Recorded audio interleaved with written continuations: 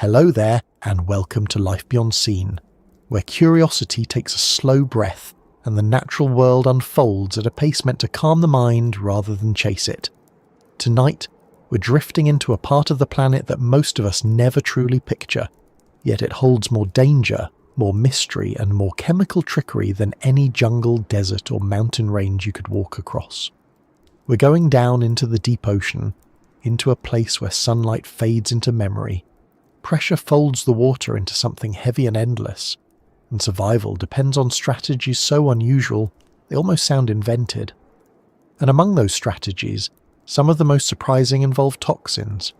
Hunters that don't rely on teeth or speed or size, but instead on invisible chemistry, on venom, on poisons that work silently in the dark. It's a world that doesn't announce its threats. It lets them drift, pulse, or disguise themselves as something harmless until the moment they're not. Before we begin sinking into that quiet world together, I'd love to know something simple and grounding. Where are you listening from tonight? Are you close to the ocean or somewhere far from it? Are you winding down after a long day or just looking for a little calm before sleep? It's always interesting to think about how we're all coming to this moment from different places, even though we're sharing the same story for a while. And if you happen to find this journey soothing or interesting or just a nice way to let your thoughts settle, I'd be grateful if you gave the video a like or maybe subscribed. It helps this calm corner reach others who might need a slow-paced escape too. Now, I do hope the details of dangerous creatures don't keep you awake, but even if they do, maybe the gentle rhythm of the ocean and the way life has adapted to its silent challenges will make the experience a little easier to drift through. Because even in the deep sea where toxins rule, there's a quietness to how things unfold. No rush, no chaos, just a constant balance between danger and survival that's been going on for millions of years without any need for dramatic music or sudden movements. When people imagine dangerous animals, the mind usually jumps to sharks or giant squid or something with a lot of teeth. But the deep ocean has a different style. Down there, the most lethal threats are often small, slow, or oddly shaped. They don't chase prey. They don't roar or lunge or break the surface. Instead, they wait, or float, or pulse softly. Many of the most toxic hunters in the deep don't look threatening at all. Some glow in gentle colours, some drift like pieces of fabric, some hide in sand, and some barely move, relying on chemical weapons that don't need to be fast because the moment they make contact, the outcome is already decided. It makes you think a little about how environments shape behaviour. On land, danger is easy to recognise. Creatures that want to intimidate often grow large or appear sharp or bright or loud. But in the deep ocean, where light doesn't reach and sounds travel strangely, none of that helps. So evolution chose a different path. Instead of intimidation, it built efficiency. Instead of speed, it built chemistry. Instead of noise, it built silence. And out of that silence came animals that can end a life with a single brush of their tentacles or a tiny jab from a spine. There's something strangely peaceful about the idea, even though it sounds frightening at first. Not because the animals are harmless, the opposite is true, but because everything in the deep follows a calm logic. Nothing wastes energy. Nothing moves unless it has to. In a place with so little light and so few resources, survival is a matter of patience and strategy, not aggression. A jellyfish doesn't swim around looking for trouble. It simply hangs in the water and lets its venom-coated tentacles drift until something touches them. A cone snail, even though it carries one of the most powerful natural toxins on the planet, doesn't roam or chase. It sits in its shell and waits for the right moment. The deep-sea stonefish doesn't attack, it just sits beneath the sand, and if something presses down on it, the venom does the job, and that's part of what makes the deep ocean so interesting. It's not a place full of monsters, it's a place full of adaptations. Every creature is shaped by the same pressures, the same darkness, and the same quiet. The danger is simply part of the toolkit they developed to survive. As we ease into this journey, It's worth remembering that toxicity is just one way life has learned to protect itself or capture food. It doesn't mean these animals are malicious or aggressive. They don't think about harming anything. They don't plan or seek out violence. For them, venom is the equivalent of a tool, the same way claws or camouflage or endurance help other species. And in the deep sea, where every calorie matters, the most reliable tool is often one that works instantly, silently, and without a struggle. Imagine drifting down through the first few layers of the ocean. At the surface, everything feels familiar. Sunlight sparkles, waves roll, fish dart. But as you sink a little deeper, the colours begin to drain away. Reds disappear first, then oranges, then yellows. Eventually everything shifts into shades of blue and grey. The temperature drops, the pressure increases, the sounds become muffled, and the creatures become stranger. Not strange in a frightening way. More like pieces of a puzzle you've never seen before. Long translucent shapes, soft bodies, slow movements, tiny flashes of light as animals communicate through bioluminescence. It's a world where almost nothing behaves the way your instincts expect it to, and somewhere in that fading light, you see the first signs of how the ocean's toxic hunters survive. There's a jellyfish shaped like a drifting bell, but its tentacles extend much farther than your eyes can trace. Each thread coated with stinging cells so small you wouldn't see them even if you held them up close.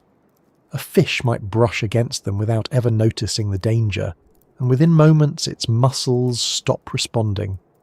Not because the jellyfish chased it, but because the ocean doesn't reward speed the same way land does. Here, contact is the only trigger that matters. As we keep sinking, the light disappears completely. You wouldn't see your hand even if you held it inches from your face. The only brightness now comes from creatures that make their own. Little pulses of blue or green, soft flickers, slow glimmers. Some of that glow is used to communicate, some to distract predators. But for a few animals, light is a hunting tool, a lure, a way of convincing prey to swim close enough that venom can finish the job. In a place with no sunlight at all, even a small flicker of brightness can feel like a beacon. And predators take full advantage of that. But before we get into the details of these chemical hunters, it's worth grounding ourselves again for a moment. Because talking about toxic creatures can sometimes feel intense, even when the tone is gentle. So take a second to notice how you're feeling. Maybe you're sinking deeper into your pillow or adjusting your blanket. Maybe the room around you is quiet, or maybe there's some soft background noise.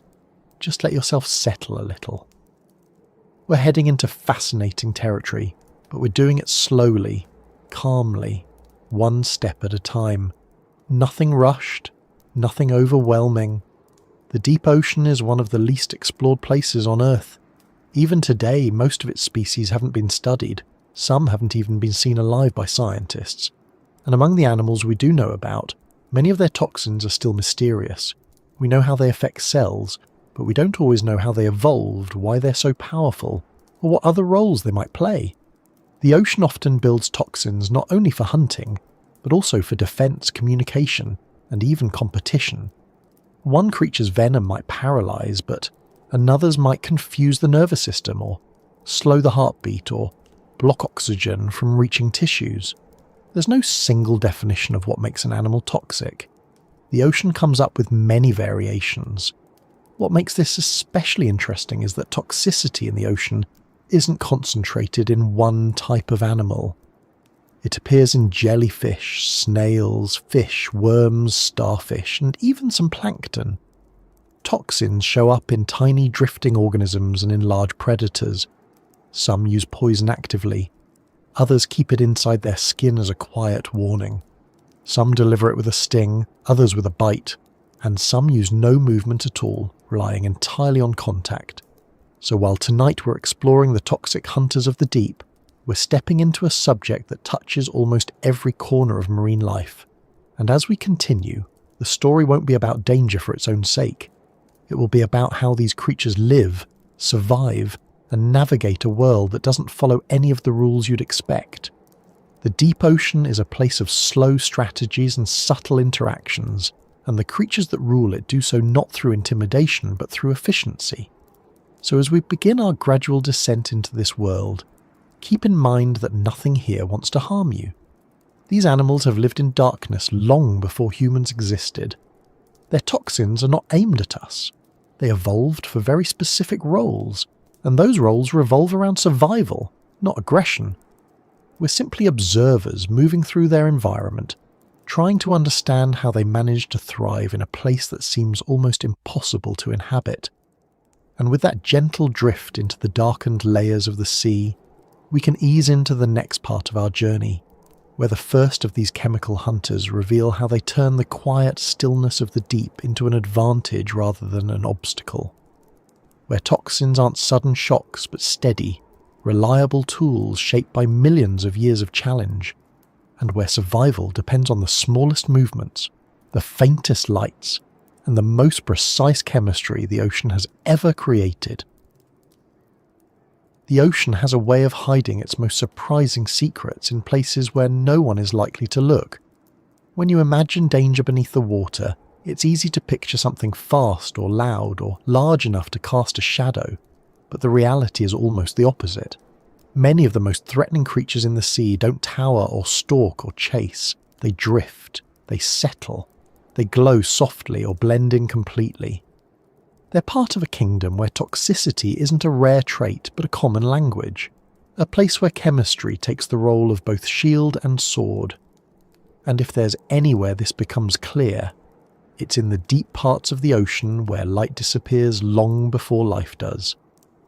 Once you start thinking about the deep sea as a kind of hidden kingdom, the idea becomes easier to follow. Not a kingdom in the usual sense, with boundaries or rulers or landmarks, but a quiet territory shaped by pressure, temperature, and the slow drift of currents. A world where the creatures that survive here all share one thing. They've learned that the surest way to stay alive is to change the rules of engagement. Instead of fighting with muscle, they rely on tiny molecular structures that can paralyze a fish, slow a heartbeat, or interrupt a nerve signal long before the prey realizes anything is wrong. The ocean didn't give them speed or eyesight or strength. It gave them chemistry. As you picture the deep sea, try to imagine what it's like to live in a place without sunlight. Not dim light or cloudy conditions, but actual darkness. The kind where even the brightest flashlight from the surface would dissolve in only a few meters. Down there, the idea of visibility doesn't work the same way. Shapes fade, edges blur. The horizon disappears completely. Every animal is a shadow against more shadow, and the only way to notice anything moving nearby is through small signs. A ripple of pressure, a faint shift in the current, a quick pulse of light that might mean a meal or might mean danger. In that environment, finding food becomes a challenge that demands a precise and efficient method. Something silent. Something that doesn't require a chase. Something that can end the moment of contact before either animal wastes energy. That's where toxins come in. In this underwater kingdom, they're not exotic or unusual. They're routine. A jellyfish doesn't sting out of anger. A fish with venomous spines isn't trying to be aggressive. A snail doesn't fire its harpoon because it enjoys hunting. They're simply using the only strategies that make sense in an environment where every calorie matters, where movement is costly, where mistakes are rarely forgiven, and where slow, steady chemical certainty is often better than anything dramatic. One of the first things you notice when you think about toxic creatures in the deep is how varied they are. Some have bodies as soft as gelatin, floating with barely any structure at all. Others have spines or shells or long curling tentacles. Some rely on venom to capture prey. Others use it to defend themselves from predators that might otherwise swallow them without hesitation. A few have toxins strong enough to kill animals many times their size. Not because they needed that much power, but because evolution doesn't fine-tune toxicity for humans or larger species. It only adjusts it for what the animal typically interacts with. So a toxin meant to stop a small fish might also stop something larger purely by coincidence. The deeper you go, the more you see how the rules shift. In shallow water, plenty of creatures depend on camouflage or speed. But in deeper zones where light is limited or gone entirely, movement slows down.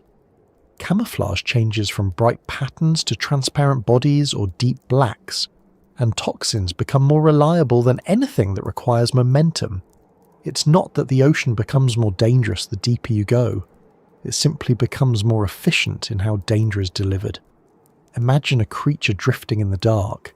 It might be a jellyfish with long, ribbon-like tentacles, each coated with cells that work like miniature syringes. These cells are triggered not by thought, but by simple mechanical pressure.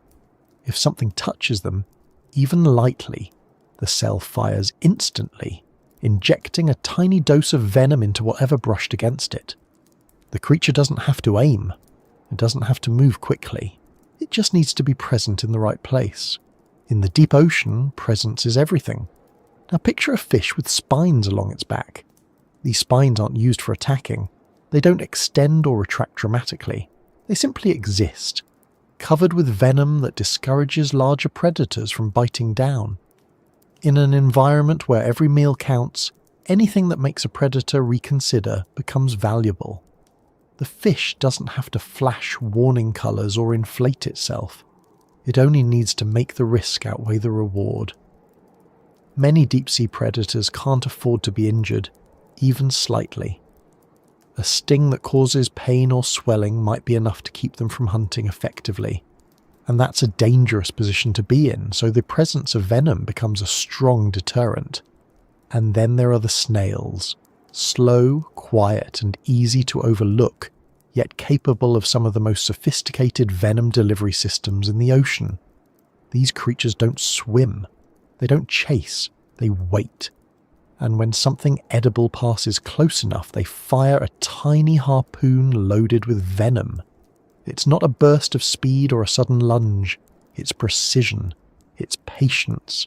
It's a strategy built for a world where a missed opportunity might mean waiting days or weeks for another. In this poison-filled kingdom, each creature is shaped by the same forces but responds to them differently. The darkness encourages caution. The cold slows metabolism. The pressure forces efficient design. And across millions of years, all of these factors push life towards solutions that don't rely on physical struggle. Toxins become a universal answer to a universal problem. How do you feed yourself or protect yourself without expending more energy than you have? But it's not just predators that use toxins. Some of the deep sea's most toxic species are small drifting organisms that don't hunt at all. Their toxins evolved for defense, for the simple purpose of discouraging anything from nibbling on them. Tiny plankton can carry chemical compounds that would incapacitate much larger animals. Certain worms release substances into the water when threatened. Even some starfish have skin coated with toxins that make them unappetizing to fish that would otherwise consume them. This might sound like the deep is overflowing with danger, but it's more balanced than it seems. For every toxic creature, there are species that have developed resistance. Fish that can brush against venomous tentacles without reacting. Crabs that can handle toxins in certain snails. Predators that have learned to eat around the dangerous parts of an animal. The Poison Kingdom isn't a one-sided realm ruled only by the hunters.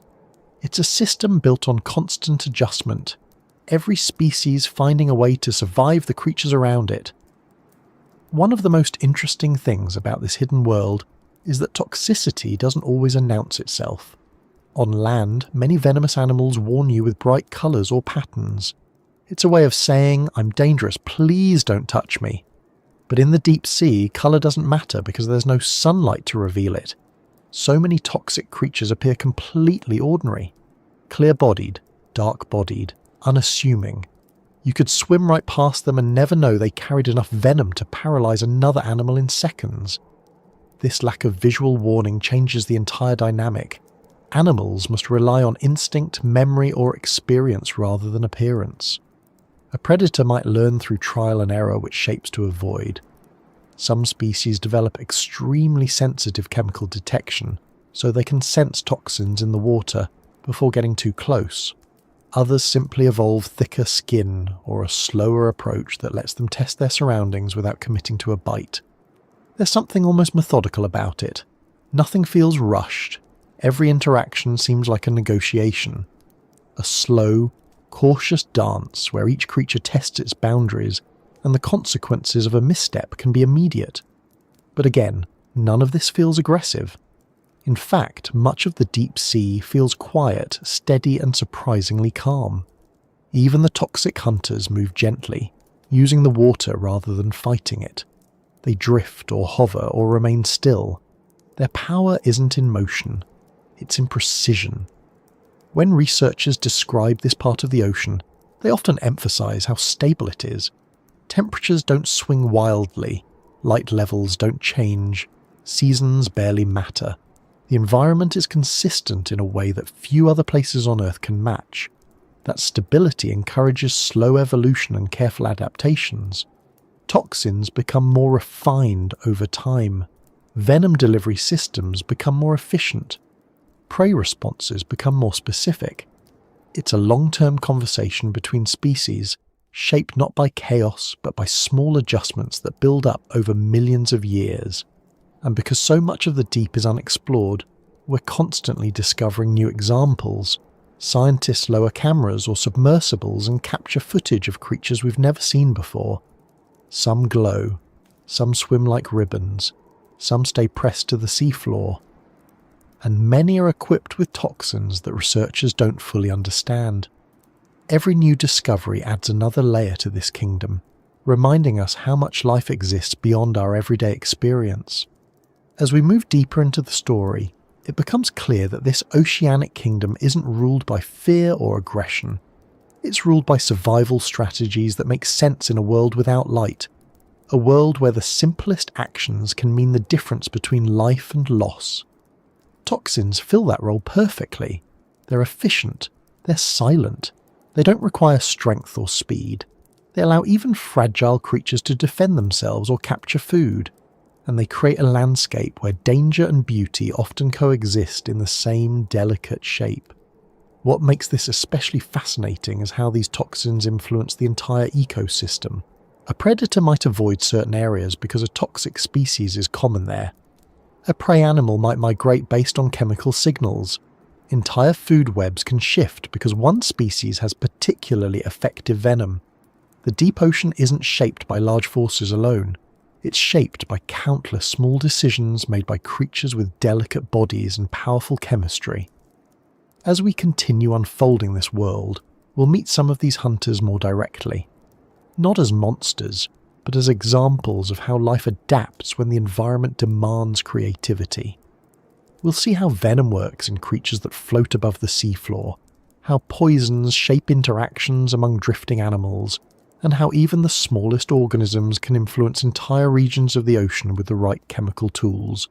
And with that gradual understanding, we can drift further into the next part, where the quiet world of venom becomes even more intricate, showing how creatures that barely move still manage to rule the deep through contact, patience, and chemistry that never needs to raise its voice.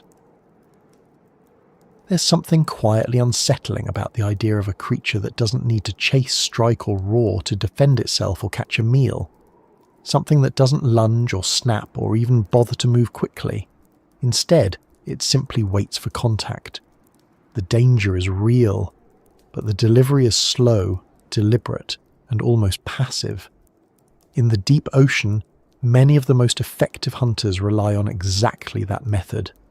They kill not through motion but through touch, and often that touch is so gentle that the prey doesn't realize what happened until the process is already well underway. The first thing to understand about these creatures is that their strategies aren't designed for spectacle. They weren't shaped to intimidate anything.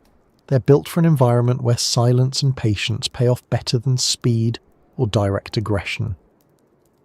When you picture a predator, it's easy to imagine sharp teeth or bursts of movement.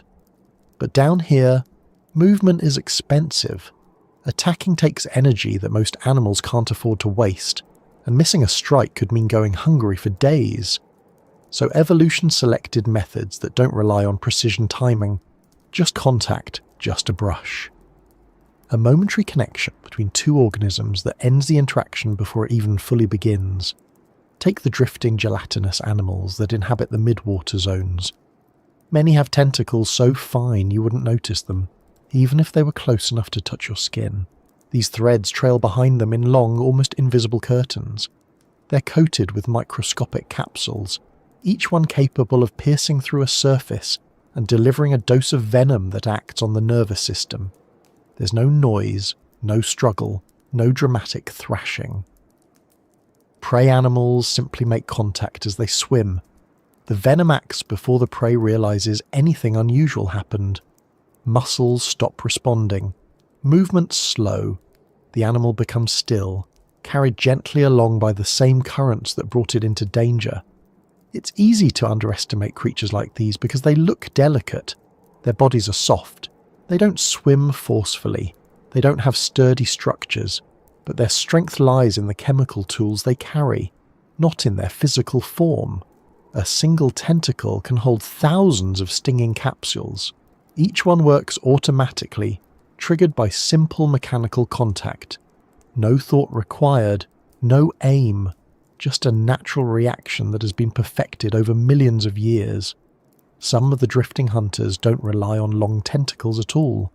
Instead, their bodies are lined with structures that release toxins the moment something touches them. The venom spreads quickly, disabling prey with a kind of slow inevitability. It's not dramatic or chaotic, it's controlled, almost like watching a light fade instead of extinguish all at once. In an environment where sudden movements can attract larger predators, a quiet method has obvious advantages. It becomes even more interesting when you consider that many of these venomous creatures move at a pace that barely counts as motion. They rise or fall with changes in buoyancy. They drift sideways with the current. They're carried rather than travelling. This passive approach isn't a sign of weakness. It's a strategy built around conserving energy. Down here, food doesn't appear often. Every calorie matters.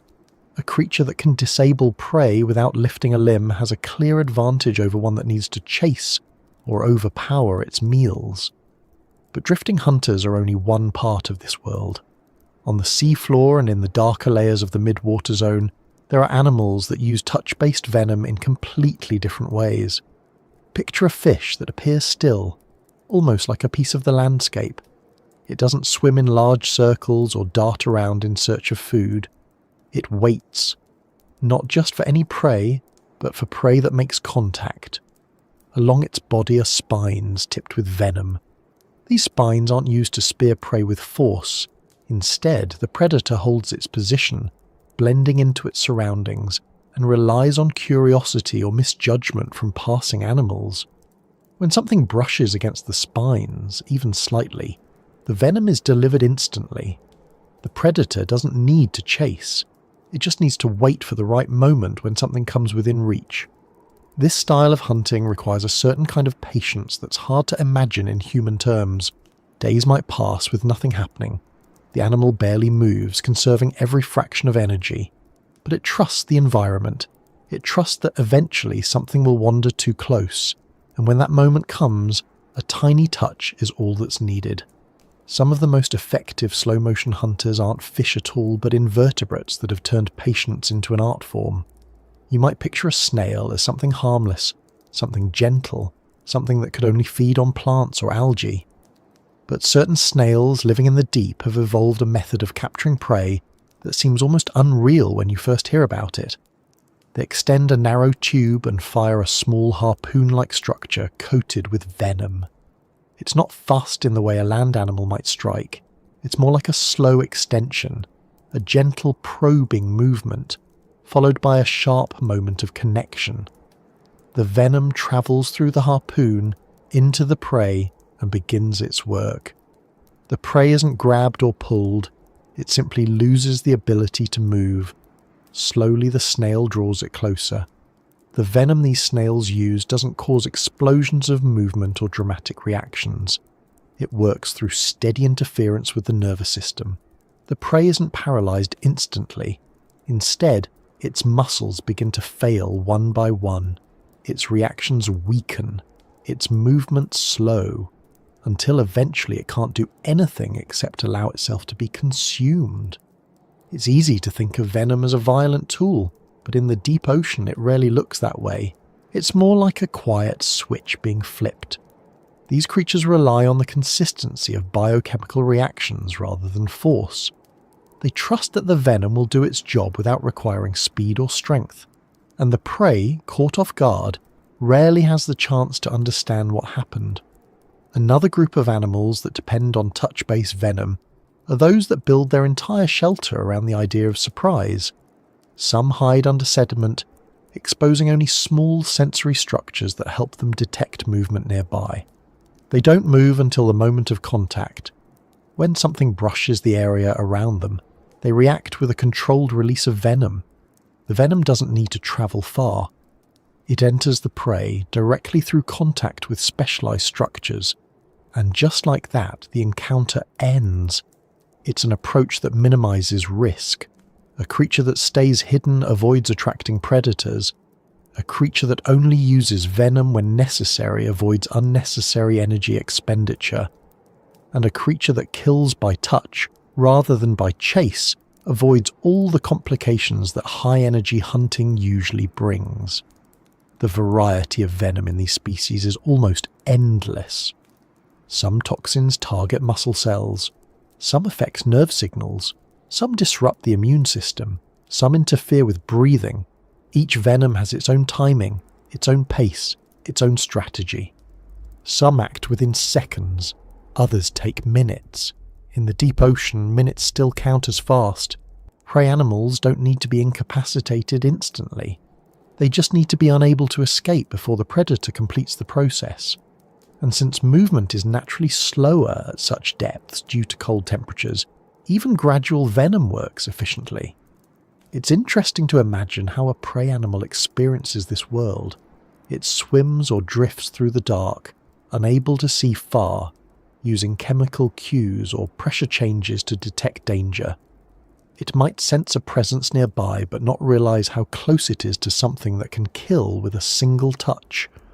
There isn't always a warning, no bright colours, no sounds, no thrashing movements, just contact, a brief brush, and then a sensation it can't fight against. Many of these venomous creatures aren't physically built to overpower anything. They rely entirely on their chemical tools. If the venom fails, they don't have a backup plan. That's why their toxins are often so strong. Evolution didn't build them for intimidation. It built them for reliability. Their survival depends on that one moment when two bodies meet in the dark. The slowness of these interactions makes the entire ecosystem feel different from the environments we're familiar with on land. On land, danger often comes quickly. A predator leaps, a prey animal flees, there's noise and motion. But in the deep ocean, danger spreads gradually. A brush of tentacle, a graze of spine, a needle from a drifting organism. It's not a sudden explosion. It's a shift from activity to stillness. What makes this especially compelling is that many of these venom-based strategies evolved independently. Jellyfish developed their stinging cells long before fish evolved venomous spines. Snails developed harpoon-like structures that have no relation to the tentacles of drifting predators. Worms developed secretions that work entirely differently. Even some crustaceans developed their own toxins. The ocean didn't settle on one method. It created dozens of versions of the same idea. A method that works in slow motion, a strategy that relies on touch. What all of these creatures share is an understanding of their environment written into their biology. They know without thinking that speed isn't necessary. They know that in darkness, direct confrontation isn't reliable. They know that by making their bodies into tools, they can hunt without moving, defend without fleeing, and survive without wasting energy. If you think about it long enough, the idea becomes less frightening and more impressive. These animals aren't lurking with malicious intent. They're simply using the only method that allows them to exist in a place where the rules are different. They're reminders that life doesn't always evolve toward the dramatic or the obvious. Sometimes it evolves toward the quiet and the efficient. As you picture these creatures drifting, waiting, or hiding, it becomes easier to see how the ocean shapes its inhabitants.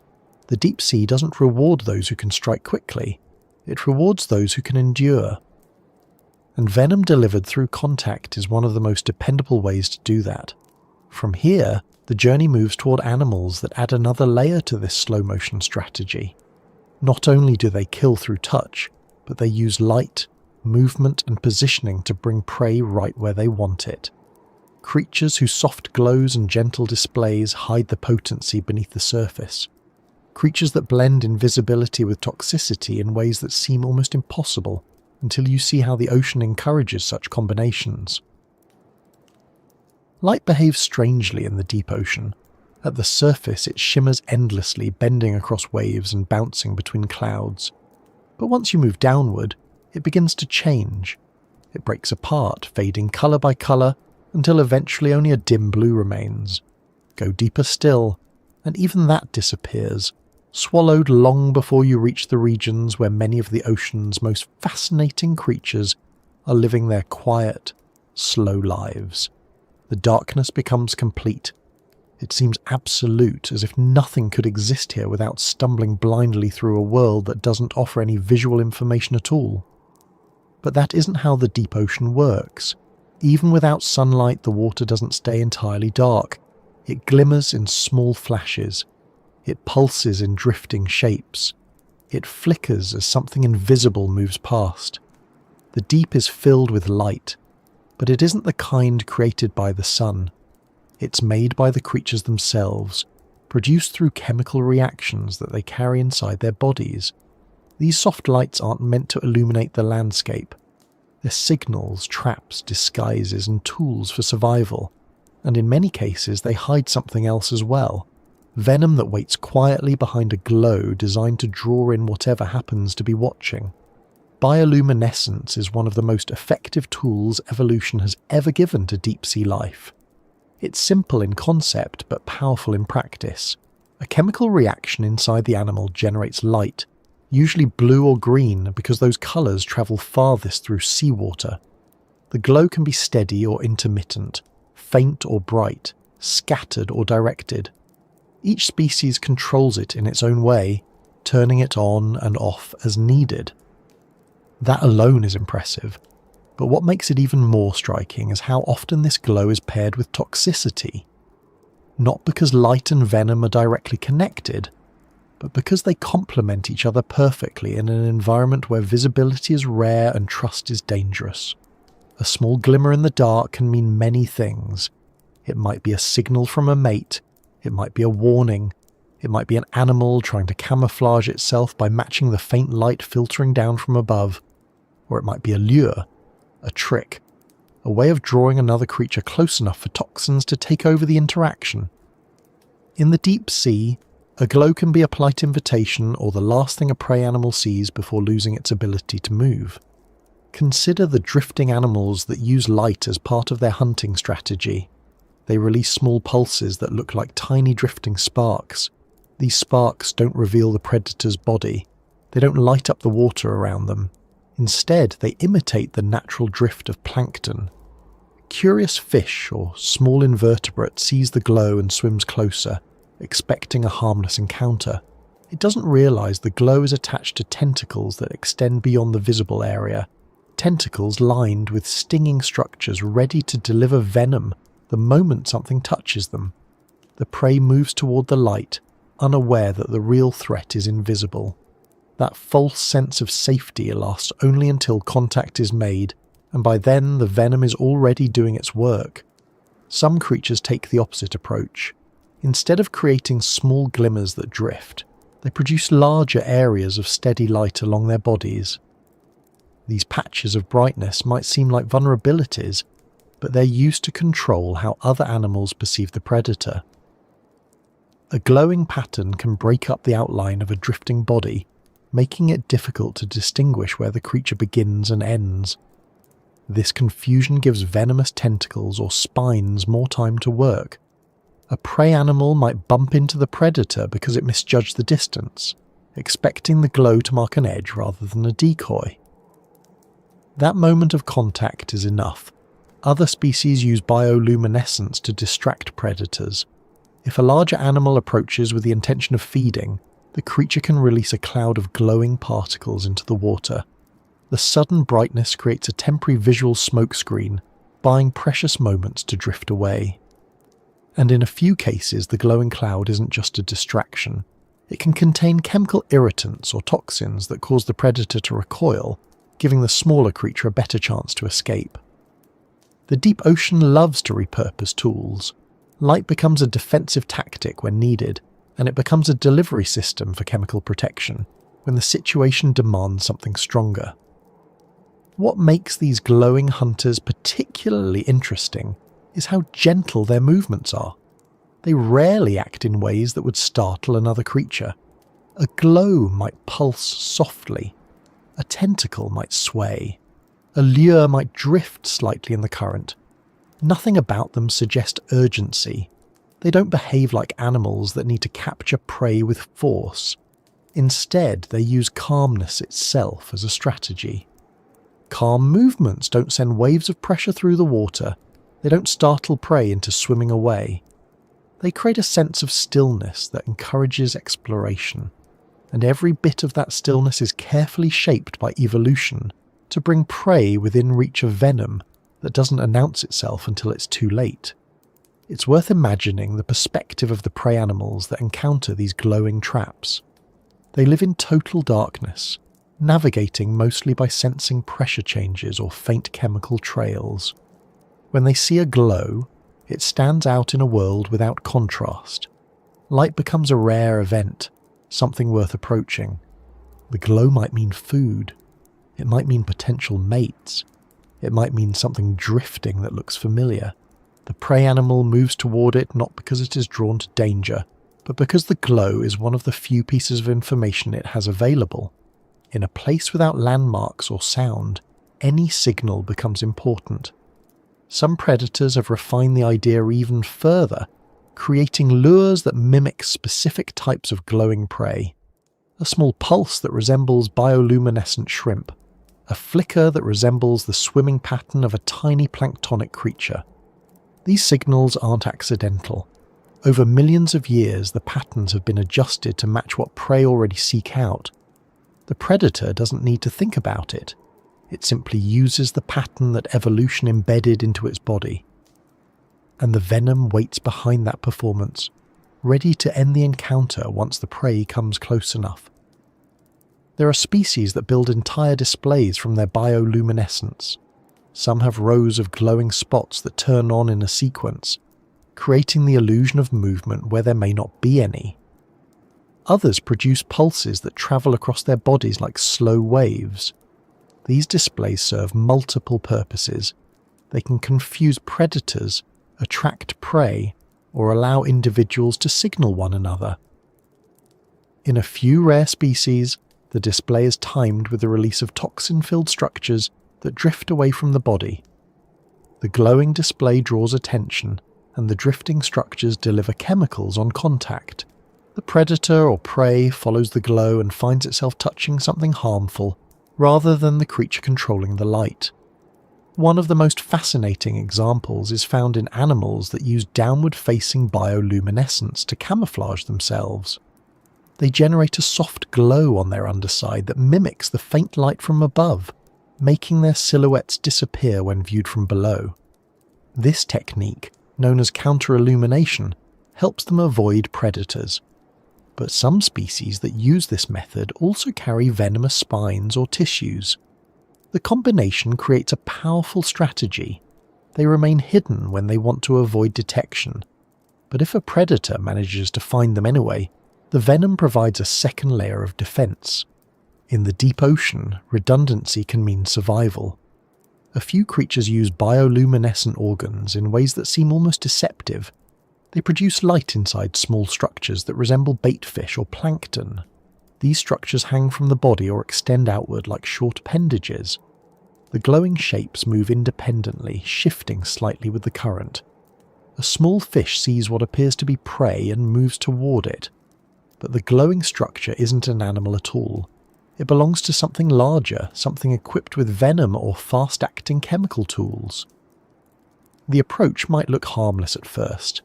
but the predator only needs that one moment when the fish is close enough to touch. It becomes clear after a while that the deep ocean doesn't treat venom and light as separate ideas. It blends them, merging the power of chemical reactions inside the body with the ability to manipulate the visual world outside it. The result is a suite of adaptations that allow slow, delicate creatures to make use of their surroundings in ways that defy expectations. They don't chase. They don't need to. The light brings everything to them. Even organisms that drift aimlessly can benefit from this combination. Some species carry tiny glowing organelles inside their cells. When disturbed, they flash brightly, stunning or distracting animals that might try to feed on them. The flash itself isn't harmful, but in some cases the organism also releases a mild toxin as part of the disturbance response. The glow buys them half a second. The toxin buys them the rest of their escape. Predators higher up the food chain have learned to anticipate these displays as well. They can track the flashes from animals disturbed by small predators and use that pattern to locate potential prey of their own. It becomes a chain reaction of light, movement and chemistry. And everything in that chain is tied to the fundamental idea that the deep sea rewards those who can use limited information to their advantage. There's another layer to this that's easy to overlook. In the deep ocean, many animals rely on vision even if they live in near total darkness. Their eyes are adapted to spot tiny flashes of light, faint patterns, and glimmers far off in the distance. These eyes don't work like ours. They're tuned to detect changes rather than full images. A glow in the dark stands out even if the shapes around it remain hidden, and that sensitivity makes bioluminescent toxins incredibly effective. A predator sees the glow, focuses on it, and moves closer. It trusts the signal, because in a world with so few visual cues, ignoring any signal could mean missing a meal. But as soon as the predator gets close enough to touch the glowing organism, it realizes too late that the light wasn't meant as an invitation. The venom begins its work, slow but certain. The predator tries to move away, but the effects spread before it can. Muscles weaken, signals falter, and the creature that produced the glow remains still, using almost no energy at all. This interaction happens countless times across the ocean. It shapes how animals migrate. It influences when they feed. It determines where they choose to hide. And because bioluminescence also plays a role in communication and reproduction, the system becomes even more complex. Animals must constantly decide whether a light signal is safe to approach or dangerous. Mistakes can be costly. Despite the risks, bioluminescence remains widespread because it provides so much value. Even venomous species rely on it for more than hunting. They use it to find mates in the dark, signaling with specific patterns. They use it to synchronize their movements during migrations. They use it to warn competitors. They use it simply to blend in. The relationship between light and survival runs deep, and adding toxins to the mix only strengthens the strategy. Thinking about all of this raises an interesting point. The deep sea isn't random or chaotic. It's a world built on careful balances. Bioluminescence acts as both a gift and a risk. Venom acts as both a weapon and a defense. Together they create a landscape where creatures that seem delicate are actually well equipped to handle the challenges around them. Their slow movements, faint glows, and quiet methods aren't signs of weakness. They're solutions that make sense in a place where sunlight never returns. From here, the story continues into the lives of animals that use chemistry in yet another way, not just to paralyze or defend, but to manipulate the rules of biology themselves. Creatures that hijack the chemical systems of their prey, overwhelm nerves, block signals, or alter behavior.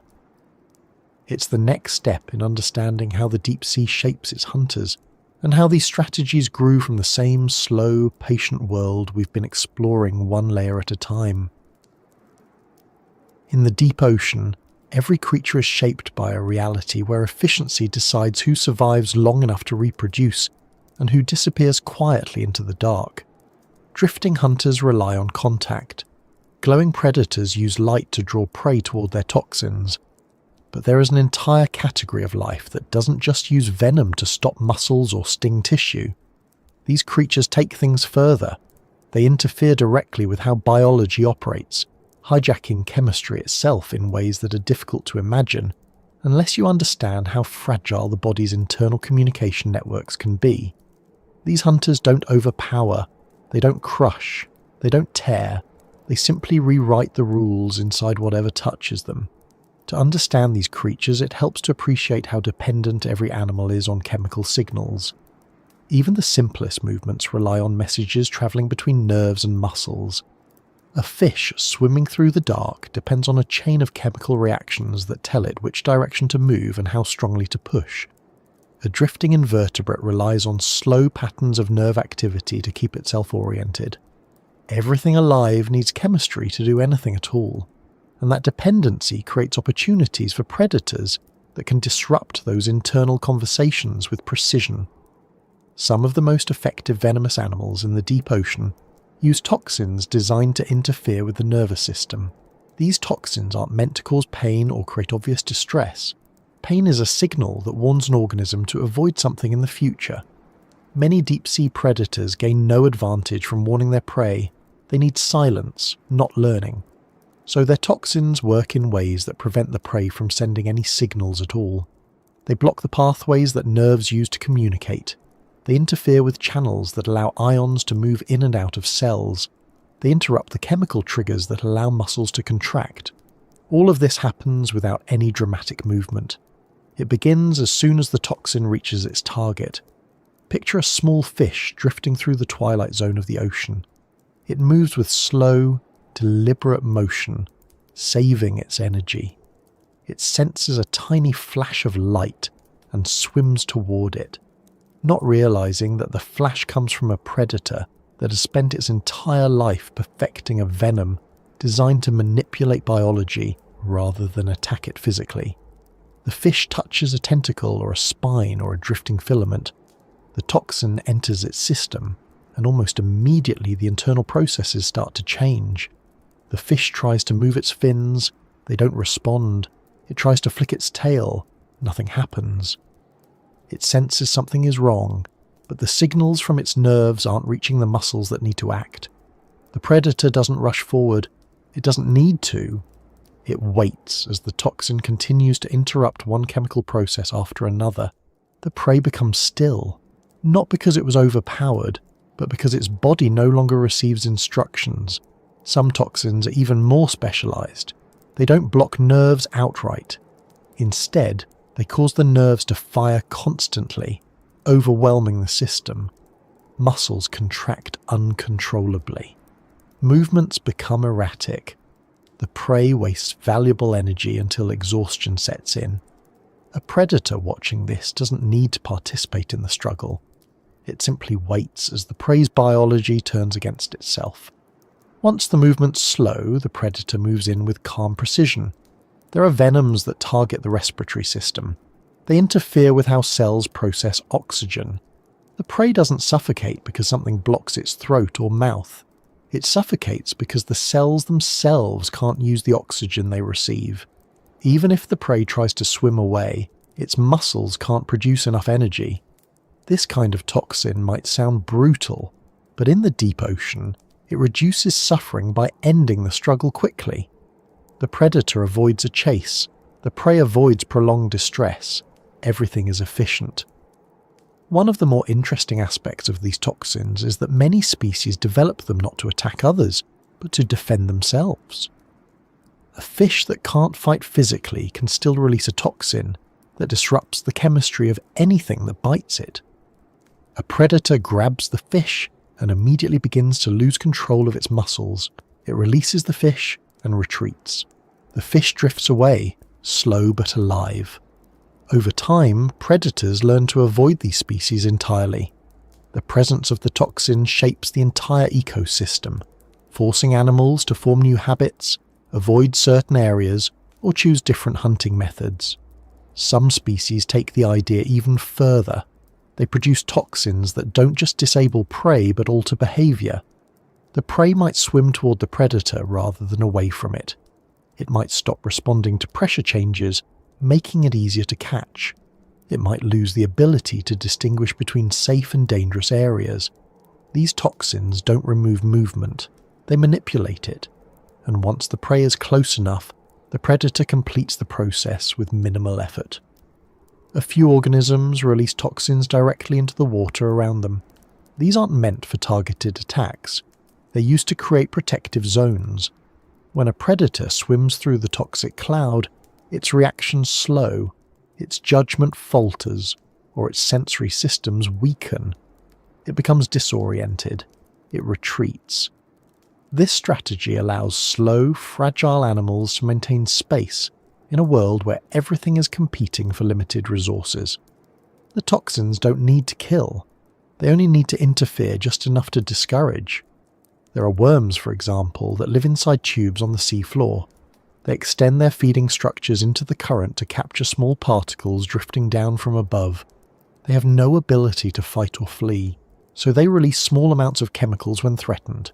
These chemicals don't paralyze. They interfere with the predator's ability to coordinate movement. A fish that expected to strike quickly finds itself unable to align its jaws properly. It hesitates. That hesitation gives the worm time to retract into safety.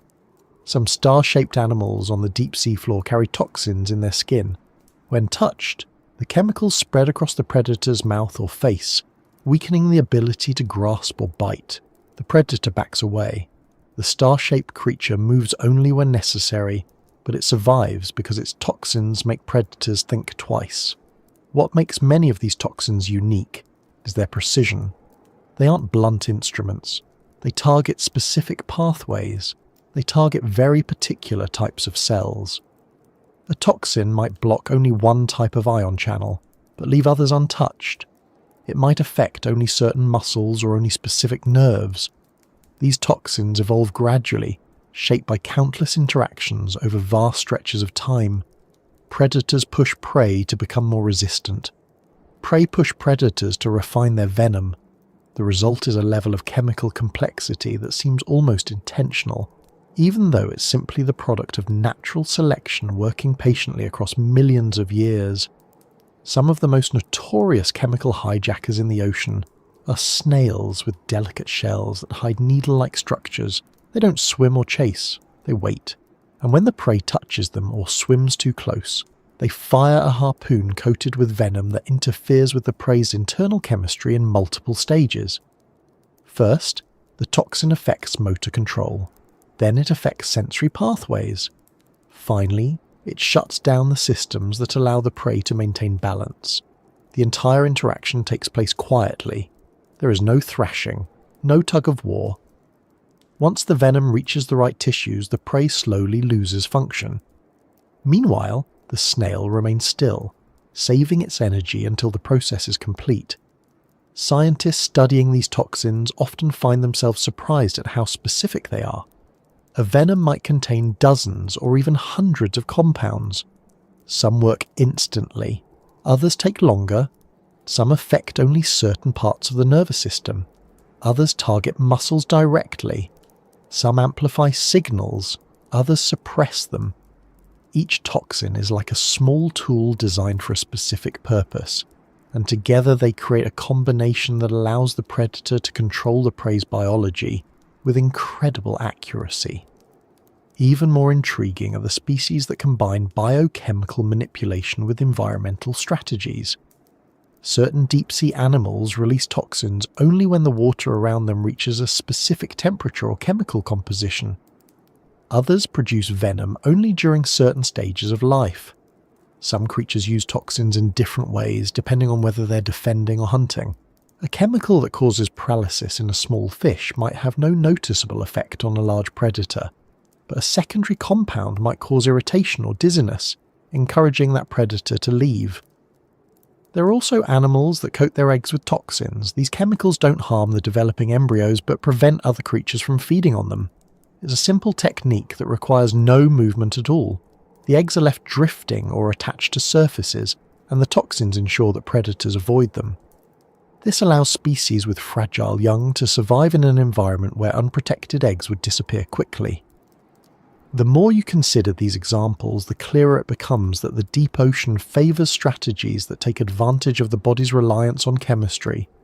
Everything from movement to vision to digestion depends on chemical processes. Interfering with even one of these can be enough to change the outcome of an encounter, and so the deep sea is filled with species that use toxins not as dramatic weapons but as subtle tools. Predators don't need complex behaviours to succeed. They simply rely on the precision that evolution built into their venom. Prey species don't need speed to survive. They rely on chemicals that persuade predators to choose something else. Chemistry becomes a quiet conversation happening beneath every moment of life in the deep. Sometimes the conversation is cooperative. More often it's a negotiation, and often it's a form of control. As we move forward, these chemical hijackers form the bridge to another group of creatures that take a different approach, not relying on deception or subtlety, but on appearances that hide a level of toxicity completely unexpected from something so visually gentle. Animals that look harmless, delicate, even beautiful, yet carry enough toxicity to end a life with a simple interaction. They're reminders that the deep ocean rarely reveals its intentions through appearance alone, and that danger doesn't always look like danger. The deep ocean has a habit of disguising its most dangerous creatures behind shapes and colours that seem completely harmless. Some of the most toxic animals you'll ever encounter look more like drifting ornaments than predators, more like delicate decorations than threats. Their bodies shimmer with soft light or smooth contours. Their movements are unhurried. Nothing about them suggests aggression. They appear gentle, peaceful and unassuming. Yet behind that appearance is a level of danger that can be difficult to reconcile with their outward calmness. This contrast exists because the deep ocean doesn't use beauty and danger the way the surface world does.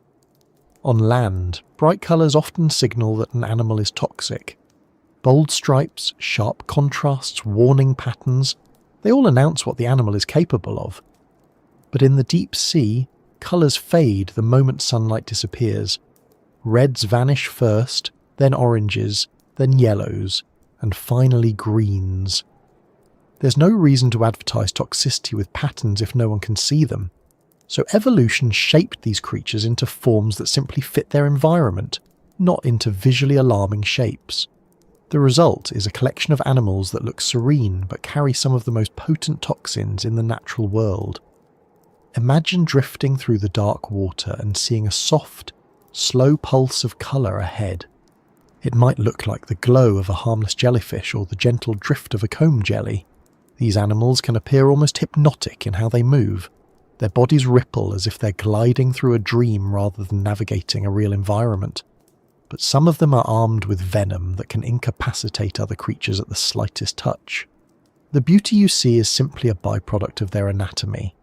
The danger is hidden in the fine structures they extend outward, structures that look delicate but serve as their primary method of capturing prey.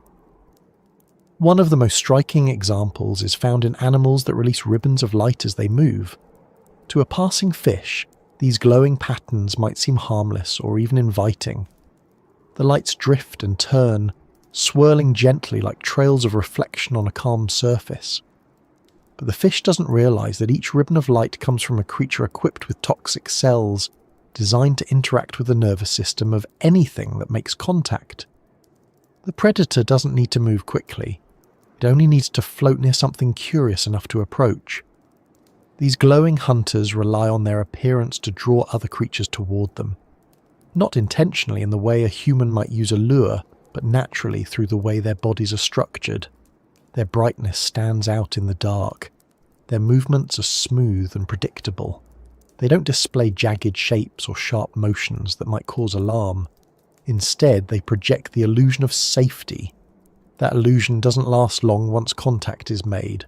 Some of the most dangerously beautiful creatures don't glow at all. They use transparency instead, appearing almost invisible except for the slight distortion they create as water moves around them. Their bodies are clear, smooth, and glass-like. If you were close enough to see them in person, they'd look like drifting pieces of polished crystal. turning gently in the currents. But these transparent animals often possess toxins that work rapidly, eliminating prey before it has a chance to understand what happened. Their bodies hide not just their organs, but their true nature, masking the threat beneath a near-perfect disguise. What makes these transparent predators so effective is their lack of visual presence. A fish sees nothing ahead and continues forward. A small, drifting creature follows the current without realizing it's moving towards something that can end its life within seconds. The predator doesn't reach out or move toward the prey.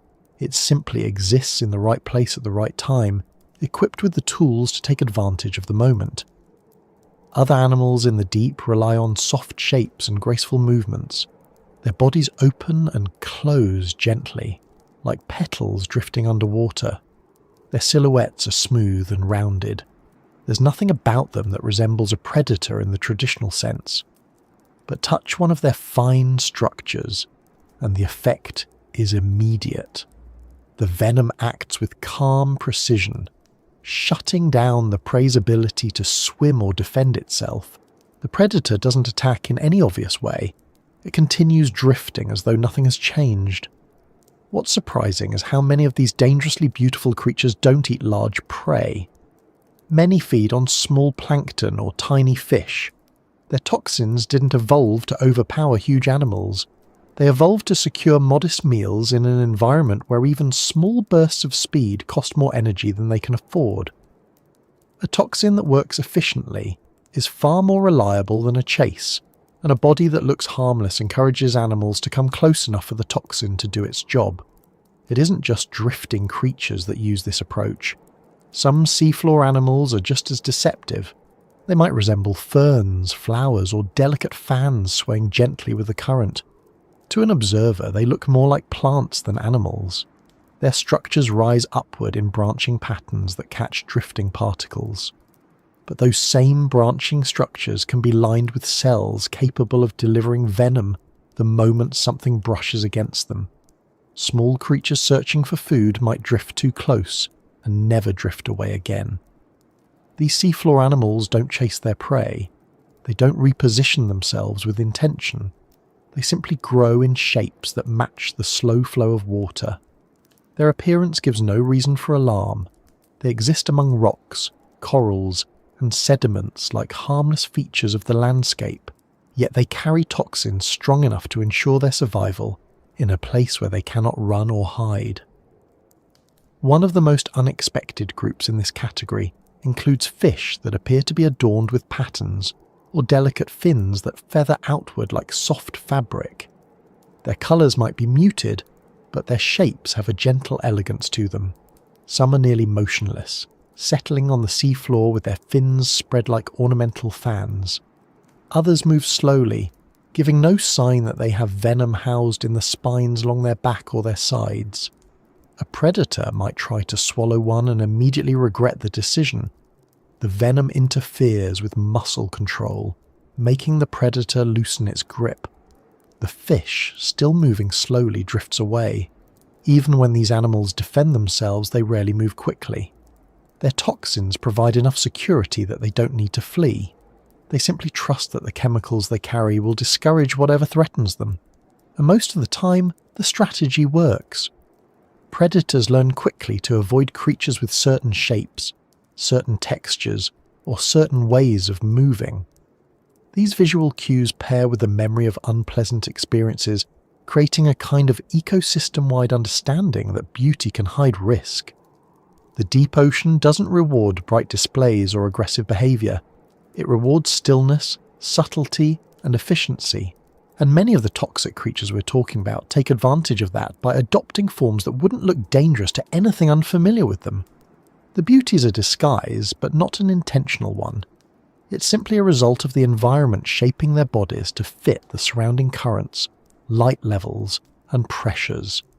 The toxins came later, or in some cases earlier, and the combination created animals that can seem almost artistic in motion, while carrying enough chemical power to change an entire food chain.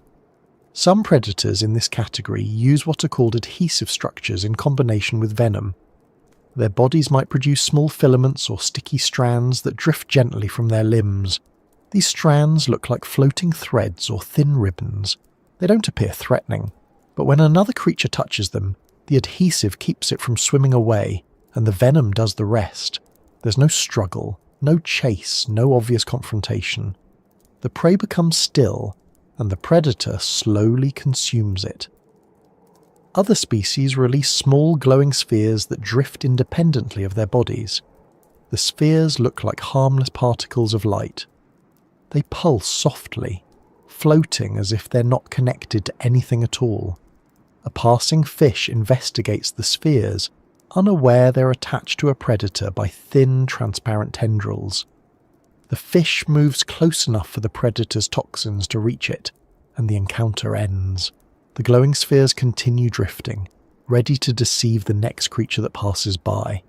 Even more subtle are creatures that incorporate toxins into their outer coating. Their skin or outer membranes carry chemicals that activate on contact. To another animal, they feel soft, smooth, or jelly-like. Nothing about that texture signals danger. But the toxin embedded in the surface begins working as soon as the two bodies touch. It's a form of passive defense that works without any movement or deliberate action. The creature continues drifting or resting exactly as it was before.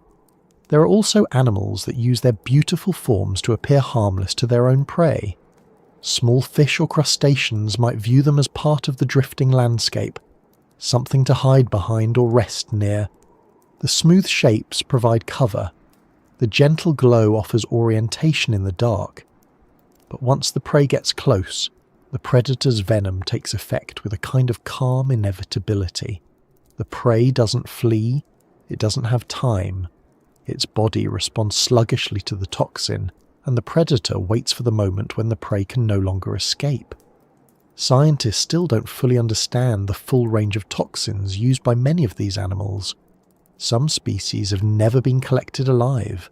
Others are so delicate that they fall apart when handled, and many live at depths far beyond regular research equipment. The chemical structures they use are often incredibly complex, with combinations that interact in ways researchers are only beginning to understand. What's clear, however, is that the deep ocean has produced toxins that are not only powerful but specific, efficient, and elegant in their effects. These toxins don't need to create dramatic reactions. They only need to quiet the prey long enough for the predator to feed. Looking at these creatures, it becomes clear that beauty doesn't signal safety in the deep ocean. Soft features, glowing lights, gentle movements. None of these traits guarantee harmlessness. They often indicate the opposite. But because everything moves slowly and without urgency, there's a sense of calm that surrounds even the most toxic creatures. They're not aggressive, they're not violent. They simply exist in forms that allow them to survive, and the toxins they use are part of that existence, no more malicious than the claws of a surface predator or the camouflage of a forest insect. As the story continues, this theme becomes even more pronounced. The next group of creatures doesn't just rely on toxicity and subtle appearances. They combine deception, patience, and the environment itself to create hunting strategies that turn the slow, heavy darkness of the deep into an advantage. Creatures that use stillness, shape, and chemistry to create ambushes perfectly suited to a world without sound or light. In the deep ocean, survival often depends on choosing the right moment rather than the right speed. The water's cold, the pressure is enormous, and energy is something every creature has to guard carefully. There are no lush forests of plants to graze on, or fields where prey gather in predictable numbers. Food arrives unpredictably, drifting through in waves or scattering in thin trails. For many animals, chasing down prey simply isn't realistic. It would be like trying to sprint through heavy fog, unsure of where your target went after the first movement. Instead, life beneath the waves has developed a more patient approach, and nowhere is that clearer than in the animals that have mastered the slow, deliberate art of the ambush. Ambush predators do not chase. They do not dart or lunge unless the moment is exactly right. They wait, sometimes for hours, sometimes for days, and they trust the environment to bring opportunity to them. When they finally act, it's with precision shaped by millions of years of refinement. Many of them carry toxins designed to ensure that a single successful contact is enough. They don't need repeated attempts, because repeated attempts would cost more energy than they can afford to spend. Instead, they use venom as a way to end an encounter the moment it begins. Some of the most effective ambush hunters aren't large or imposing. They blend into their surroundings so well that even if you passed them within arm's reach, you might not notice anything unusual. Their bodies mimic sand, rock, or sediment. Some bury themselves almost completely, leaving only their eyes exposed. Others flatten their bodies to match the surface beneath them. Their stillness becomes part of the environment. To a passing creature, they are indistinguishable from the landscape itself. This approach isn't unique to the deep sea, but the deep makes it especially powerful. Light is scarce, colours disappear, shadows blur together. A predator that hides well in this environment becomes nearly invisible, and many of these hidden predators carry more than camouflage. They carry venom that ensures their strike doesn't have to be fast or forceful. Once the prey makes contact or comes close enough to receive the toxin, the encounter is decided quickly. One of the clearest examples is found in bottom-dwelling fish that spread themselves along the sea floor. They press their bodies into the sediment, blending until only slight outlines remain. Their eyes track movement above them, watching for shadows or pressure changes caused by drifting prey. These fish don't need to swim upward. They don't need to chase. They wait for the prey to come within range, and when it does, a single swift inhalation or subtle upward movement brings the prey close enough to brush against venom-coated structures. The venom doesn't need to act instantly. It only needs to act quickly enough to prevent escape. And in cold water, where movements are already slowed by temperature, quickly enough doesn't require much speed. There are also creatures that use the seafloor itself as part of their trap. They nestle into rock crevices or burrow into silt, leaving a small opening through which to strike. Their bodies contain venom that enhances their chances of success, ensuring that even if the prey begins to retreat, the toxin will affect its movement. The predator can then pull the prey in without expending more energy than necessary. The ambush itself becomes a controlled interaction, where chemistry finishes what the predator began. On rocky ledges and within coral-like formations, small predators perch in places where currents bring drifting animals through natural pathways. They position themselves strategically, using the environment to funnel prey toward them. These predators often carry toxins in their spines or fangs, which allow them to bite or sting quickly before retreating back into hiding. They don't wrestle or grapple. They deliver a brief interaction and then wait for the toxin to immobilize the prey. Once the prey slows or becomes still, the predator emerges again to complete the process. The deep ocean is full of animals that use this strategy. Some are fish, some are crustaceans, some are worms, some are small gelatinous organisms. Their shapes differ, but the concept is the same. Use the environment as part of the approach, minimize energy expenditure, and rely on venom to secure the outcome. What makes this especially effective is the way the deep sea slows the pace of everything. Water moves sluggishly in the deeper layers. Prey animals conserve energy. Even predators that might swim quickly in warmer, shallower waters become more cautious. It's not a place where high-speed pursuits make sense. So ambush predation becomes one of the most stable ways to survive. And when toxins are added to that approach, the result is a method that works consistently, even in an environment that offers no guarantees. Some ambush predators use body shapes that seem almost decorative. Soft fins spread out like leaves. Skin textures mimic sponges or corals. These appearances aren't meant to attract prey, but they help the predator remain unnoticed. A small fish might hide among the fins of a larger predator without realizing the danger. It might use the predator's body as shelter from currents or other threats. The The predator doesn't move until the moment is right. Then, with a small motion, it exposes venom-tipped structures or delivers a bite that contains toxins designed to take hold quickly in the prey's muscles. The prey becomes still, and the predator doesn't have to chase anything. Ambush hunters of the deep also rely on patience in a way that's difficult to relate to as humans. We often think of waiting in terms of minutes or hours, but some of these animals wait for days. They sit in the same position, hardly moving, saving energy. They don't try to improve their position or seek better opportunities. The cost of movement is too high, so they depend on the rhythm of the ocean, the slow movements of currents, the occasional drift of prey, the natural patterns of the deep. And because the deep ocean is stable, without the dramatic changes of temperature or light that happen at the surface, these predators can wait with confidence. Eventually something will come close enough. Certain species take advantage of chemical signals in the water. They release small amounts of substances that are harmless on their own but attract small creatures. These signals mimic the presence of food or the scent of other members of the same species. The prey investigates, following the chemical trail. It approaches the predator, unaware that the trail doesn't lead to anything beneficial. The predator remains still until the prey is in exactly the right place. Then it delivers venom through a bite or touch. The entire sequence relies on the prey following a natural instinct, not realizing it has been guided into an ambush. Even drifting animals can use ambush strategies.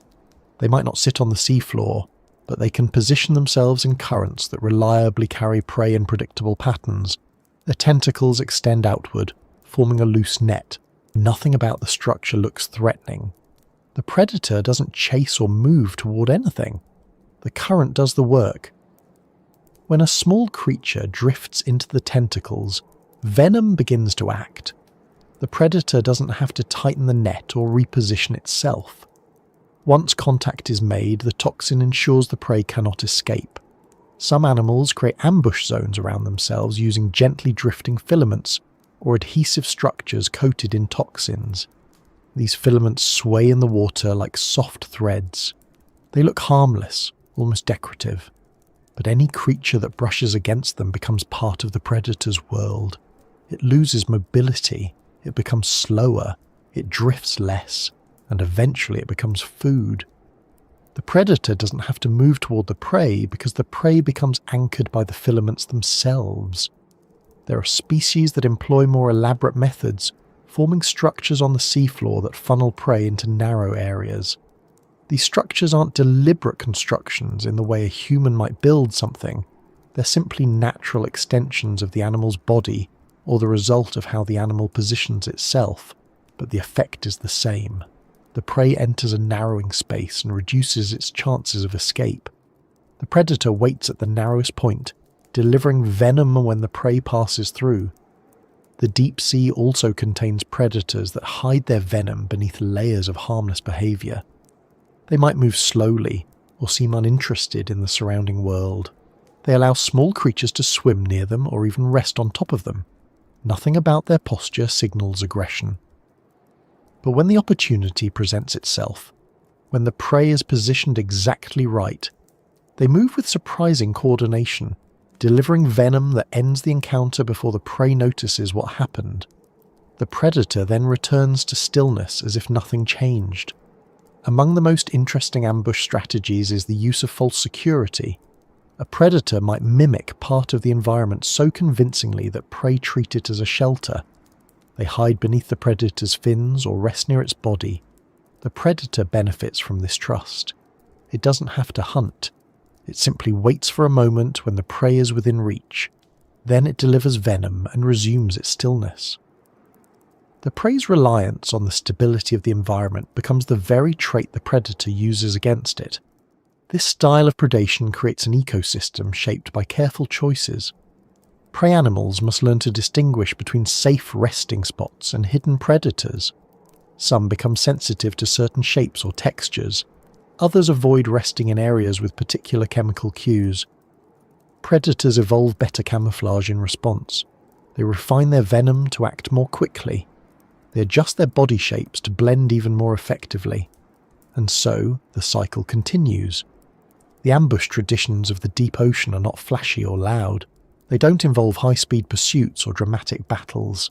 They're built on patience, quiet precision, and the ability to let toxins handle the most difficult part of the interaction. These predators aren't trying to dominate their environment. They're cooperating with it. They're responding to its limitations and its rhythms. And through that cooperation, they've created strategies that function reliably, even in a world where unpredictability is the norm. As we continue moving deeper into this journey, the next creatures we meet bring another perspective to the idea of power in the deep ocean. Not all toxic hunters are large or specialized. Some are tiny, nearly invisible to the naked eye, yet carry toxins far more potent than anything their size should logically allow. They shift our understanding of what it means to be powerful in a world defined by darkness, cold, and pressure. And they remind us that size is rarely the defining factor in the deep. Chemistry is. Power in the deep ocean doesn't look the way most people expect. It isn't built from size or speed or physical strength. It doesn't rely on huge jaws or sweeping movements. Instead, some of the most influential forces in the deep belong to creatures so small you could look directly at them and still not realize what they are. These tiny organisms drift through the water, hidden in currents, resting on surfaces, or passing by in faint clouds. They don't advertise themselves. They barely move. Yet many of them carry toxins so potent that their impact reaches far beyond their size. What makes these small creatures so effective is the same thing that shapes all life in the deep ocean. The environment rewards efficiency. To survive here, an animal doesn't need loud behavior or aggressive tactics. It needs precision. It needs chemistry that works immediately and consistently. It needs a method that doesn't depend on speed, because speed is rare in these cold, dense waters, and for many of the smallest organisms, toxins provide that perfect balance. They let them defend themselves, secure food, and influence predators several times their size. Some of the most notorious small creatures in the deep ocean exist as drifting cells rather than animals with defined shapes. These tiny organisms float freely, carried entirely by the motion of the water around them. They don't have fins or tentacles, they don't chase anything. They're simply present everywhere, a constant part of the water's composition. And yet some of them release toxins capable of affecting creatures far larger than themselves. The toxins they create can interfere with muscle control, respiration, or nerve function. A fish swimming through a cloud of these drifting cells may find its movement slowing before it even realizes what it encountered. These toxins serve many roles. Sometimes they prevent other microorganisms from competing for the same resources. Sometimes they stop predators from feeding on them. And sometimes, entirely by coincidence, they affect animals that were never meant to be targets. The toxins weren't designed with large creatures in mind. They simply evolved to give these tiny organisms a better chance of surviving in an environment where even microscopic life is under constant pressure to conserve energy. A chemical defense requires no movement, no action, and no warning. It just exists as part of the organism's structure. Moving up only slightly in size, there are small planktonic animals whose bodies carry pockets of venom. These animals drift in large numbers, forming faint clouds in the water. If a predator attempts to feed on them, it experiences the effects of the toxins almost immediately. The toxins don't need to kill the predator, they only need to make the predator reconsider. A moment of discomfort or confusion is often enough to convince a larger animal to avoid that type of prey in the future. This simple interaction shapes entire feeding patterns across the deep ocean. Predators learn. They move cautiously. They avoid the drifting clouds that look a little too dense or behave in unusual ways. Some of the most impressive small predators carry venom that seems far too potent for their size. These animals hunt tiny prey, mostly other drifting organisms, but their toxins work with remarkable speed. They deliver paralysis or muscle failure so quickly that escape becomes impossible. These interactions happen silently in the water, unnoticed by anything that isn't directly involved. One drifting creature touches another, and the effect begins immediately. There's no struggle, no chase. The venom works with such reliability that the predator doesn't need to adjust its strategy. What becomes striking once you start looking at these small creatures is how often they shape events far larger than themselves. When a cloud of toxic plankton becomes dense enough, larger animals avoid the entire area. When these organisms reproduce rapidly, their chemicals can alter the behaviour not only of predators, but of prey further up the food chain. The toxins travel through the water and through the bodies of animals that feed on affected prey. The influence spreads, reaching far beyond the invisible creatures that produce the toxins in the first place. Many deep-sea animals feed by filtering the water, taking in huge volumes of it each hour. These filter feeders depend on the abundance of microscopic life, but they must also navigate the risk of encountering toxic organisms. Their filtering methods can reduce the threat, but they aren't perfect. Some toxins pass through their systems, affecting them long after the original organism has drifted away. As a result, entire populations of filter-feeding animals may shift their feeding grounds or alter their behaviour based on the presence of tiny toxic species. Then there are the slightly larger but still remarkably small predators that use venom in direct physical contact. Their bodies carry small structures that function like tiny needles or stinging cells. These structures activate when touched, delivering a controlled release of venom. To another small drifting animal, this is more than enough to end the encounter immediately. And because these interactions happen continuously throughout the water column, the entire food web becomes shaped by these tiny exchanges. One type of creature in particular stands out among these small predators. It moves with soft pulses, its body barely more than a thin envelope of tissue enclosing a simple structure. It drifts quietly, relying on the currents, not its own power. Along its body are small cells capable of delivering toxins. These cells fire automatically when touched. They don't require aim or thought. The moment another creature makes contact, even lightly, the venom is released. The prey slows, becomes still, and drifts toward the predator. The predator doesn't pull the prey in. The water itself completes the interaction. The predator consumes its meal without expending almost any energy at all. Some of the smallest toxic animals don't hunt at all. Their venom exists purely for defense. This might seem unnecessary for a creature that moves slowly or remains still, but defense is essential in the deep ocean. Any creature, no matter how small, is potential prey for something else. A tiny animal with no physical defenses would be consumed rapidly, but a tiny animal with chemical defenses can survive long enough to reproduce. It doesn't need to fight back actively. The toxin ensures predators learn quickly or avoid them altogether. These defensive toxins often work in subtle ways. They might cause irritation in the predator's mouth or gills. They might disrupt the predator's coordination for only a few minutes, long enough for the predator to lose interest. They might interfere with taste or chemical detection, teaching the predator to associate that type of prey with an unpleasant experience. Over time, predators develop strong preferences for other prey types. This helps the toxic species maintain stable populations, even though they remain small and mostly passive. Another group of tiny toxic organisms uses adhesive structures in combination with venom. These organisms drift with long, thin filaments trailing behind them. The filaments themselves aren't harmful, but the tips carry small amounts of toxin. When prey touches the sticky filaments, the venom is delivered. The prey becomes immobilized, and the predator simply waits for the drifting currents to bring the prey close enough to consume. The entire process is passive. The predator doesn't move toward the prey is brought to it. Some of the most surprising toxins come from animals that resemble small jelly-like shapes, barely visible without direct illumination. Their bodies are fragile, breaking apart easily when touched. But this fragility doesn't make them vulnerable. It actually enhances their defense. When the body breaks apart, it releases concentrated toxins into the surrounding water. Any predator that attempted to feed on the organism immediately encounters the released chemicals. The predator backs away, learning not to interact with those shapes again.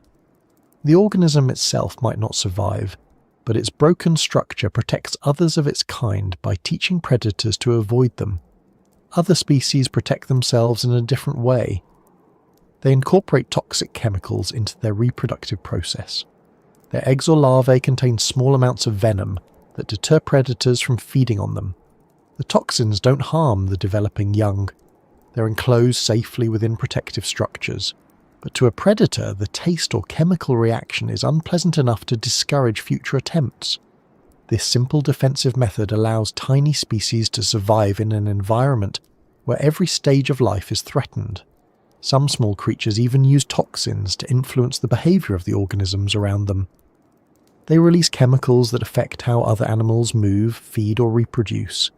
These effects might be subtle, but they accumulate over time.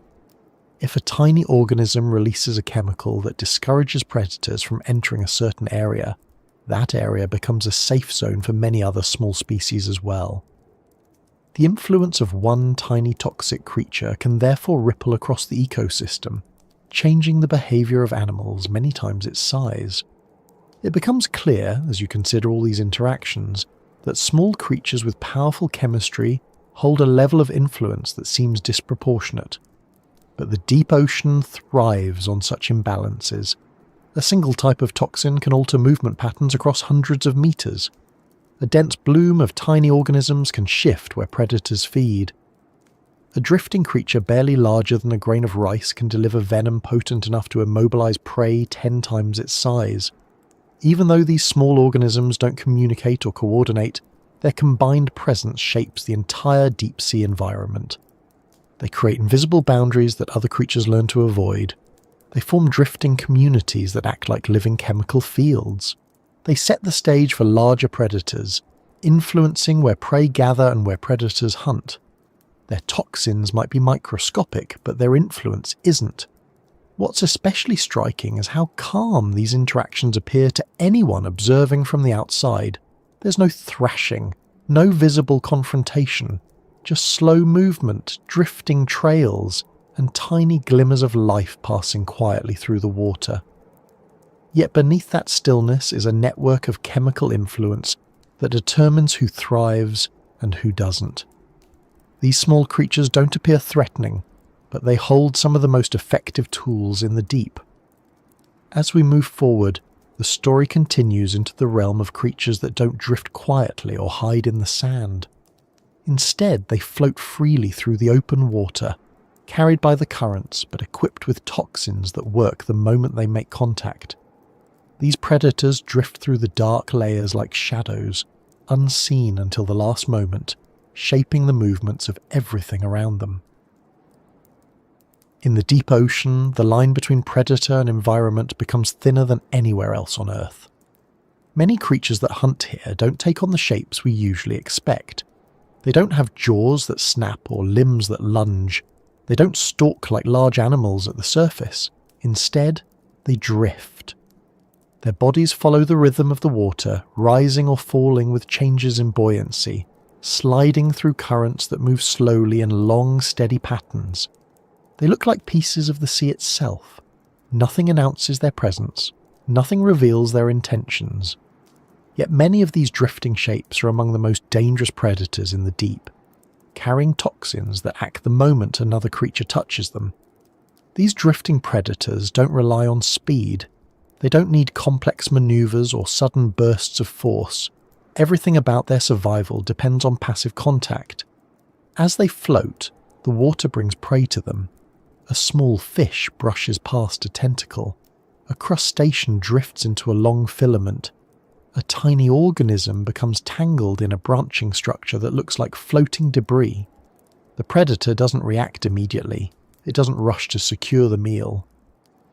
The venom begins working long before any visible movement happens. The prey slows, becomes less coordinated, and eventually stops resisting altogether. The entire interaction can happen without a single noticeable gesture. One of the defining traits of these drifting predators is their ability to blend completely into the water around them.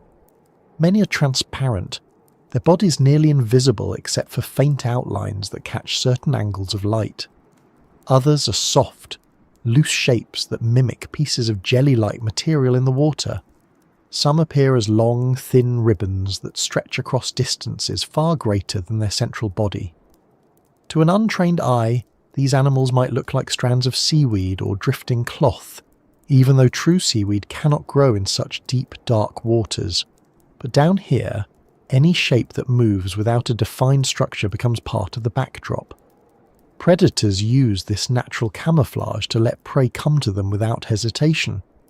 A drifting predator might appear completely passive, but its body is lined with specialized structures that function flawlessly. Some have long tentacles covered in microscopic stinging cells. Each of these cells is capable of injecting venom without requiring any conscious decision from the predator. The cells fire automatically the moment they make contact with another creature. A fish might swim into one of the tentacles and feel nothing at first, but almost immediately the toxin begins affecting its ability to move. It tries to turn away, but its muscles respond slower than expected. By the time it realizes something is wrong, the predator has already begun closing the distance. Not through active pursuit, but through gentle movements guided by the surrounding current. Other drifting predators rely on body forms that extend much farther than they appear. Their tentacles might stretch tens or even hundreds of times the length of their central body. These tentacles trail behind them in long, barely visible threads. To a passing creature, the central body might look harmless, but the tentacles function as an invisible net. A fish doesn't see the lines ahead of it. It doesn't know it's entering a zone of danger. Once it makes contact, the venom begins working before the predator even senses what happened. The drifting predator doesn't need to change direction. The prey becomes still, and the current moves them closer together. Some of the most impressive drifting predators use structures that branch into multiple strands, each one lined with cells capable of delivering toxins. These branching patterns float outward in irregular shapes, forming a wide radius around the predator. Anything that enters this radius has a chance of touching one of the strands. The predator increases its hunting area without moving more than a few centimeters. It doesn't need to extend force or chase. The environment handles those tasks. The predator simply waits with quiet confidence, relying on its venom to act on anything that happens to come close. What makes these drifting predators effective isn't just their ability to remain unnoticed. It's the combination of transparency, slow motion, and potent toxins. Prey creatures in the deep ocean navigate mostly by sensing pressure changes, chemical cues, and faint traces of movement. They don't rely on sight the way surface animals do. The drifting predator takes advantage of this by presenting nothing that suggests danger. It doesn't create pressure waves. Its movement matches that of the water. Its chemical signature blends into the background. To a passing animal, the drifting predator feels like part of the environment. Because these predators rely so heavily on passive strategies, their bodies are often fragile. Many can be damaged easily. Some break apart with barely any force. This fragility doesn't make them weak, it makes them efficient. Fragility reduces their energy demands, allowing them to survive in areas where food might not be available for long periods. And when predators threaten them, some drifting species use their fragility as part of their defense. If a larger creature attempts to bite them, the fragile body breaks apart, releasing toxins into the water. These toxins cause irritation, confusion, or digestive distress in the predator, teaching it to avoid similar shapes in the future. It's hard to imagine an organism that protects itself by falling apart, but in the deep ocean that strategy works. The drifting pieces release chemicals that repel predators. Meanwhile, the original organism may regenerate or produce offspring before the predator even realizes it made a mistake. Fragility becomes an asset rather than a weakness. Some drifting predators use bioluminescence to enhance their hunting strategy. They create small flashes or pulsing lights that appear at intervals. These lights don't illuminate their bodies. Instead, they appear to float independently, like small glowing particles drifting near the predator. Prey animals may investigate the glow, thinking it might indicate the presence of food. They approach the light, unaware that tentacles or toxin-bearing filaments are floating nearby. The predator doesn't need to lure them actively. The glow does the work. Once the prey touches the hidden structures, the venom begins its quiet, gradual work. Not all drifting predators generate their own light. Some take advantage of naturally occurring bioluminescent organisms that drift through the water. They position themselves in areas where these glowing organisms are common. The light attracts small animals searching for food. As those animals approach the glow, they drift directly into the tentacles or filaments of the predator. The predator benefits without using any extra energy. It simply holds its position and allows the movement of the water to bring prey into contact. There are species that take a more active form of drifting. They adjust their buoyancy to move vertically through the water column. They don't swim in a traditional sense. They control the density of their bodies, rising and falling with the natural flow. This method allows them to encounter different types of prey at different depths. If prey gather in a certain layer, the predator drifts upward or downward to match that location. Its venom handles the rest. Other drifting predators create floating colonies. These colonies are groups of individuals connected by shared structures, forming networks that can extend many meters. The colony moves as a single unit, drifting through the water. Some parts specialize in feeding, others specialize in reproduction, others provide buoyancy. The collective movement extends the reach of the colony's toxins.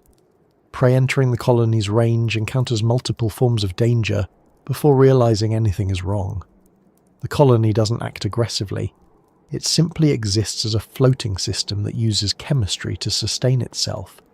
These colonies might seem complex, but they operate through simple principles. Each member performs its role.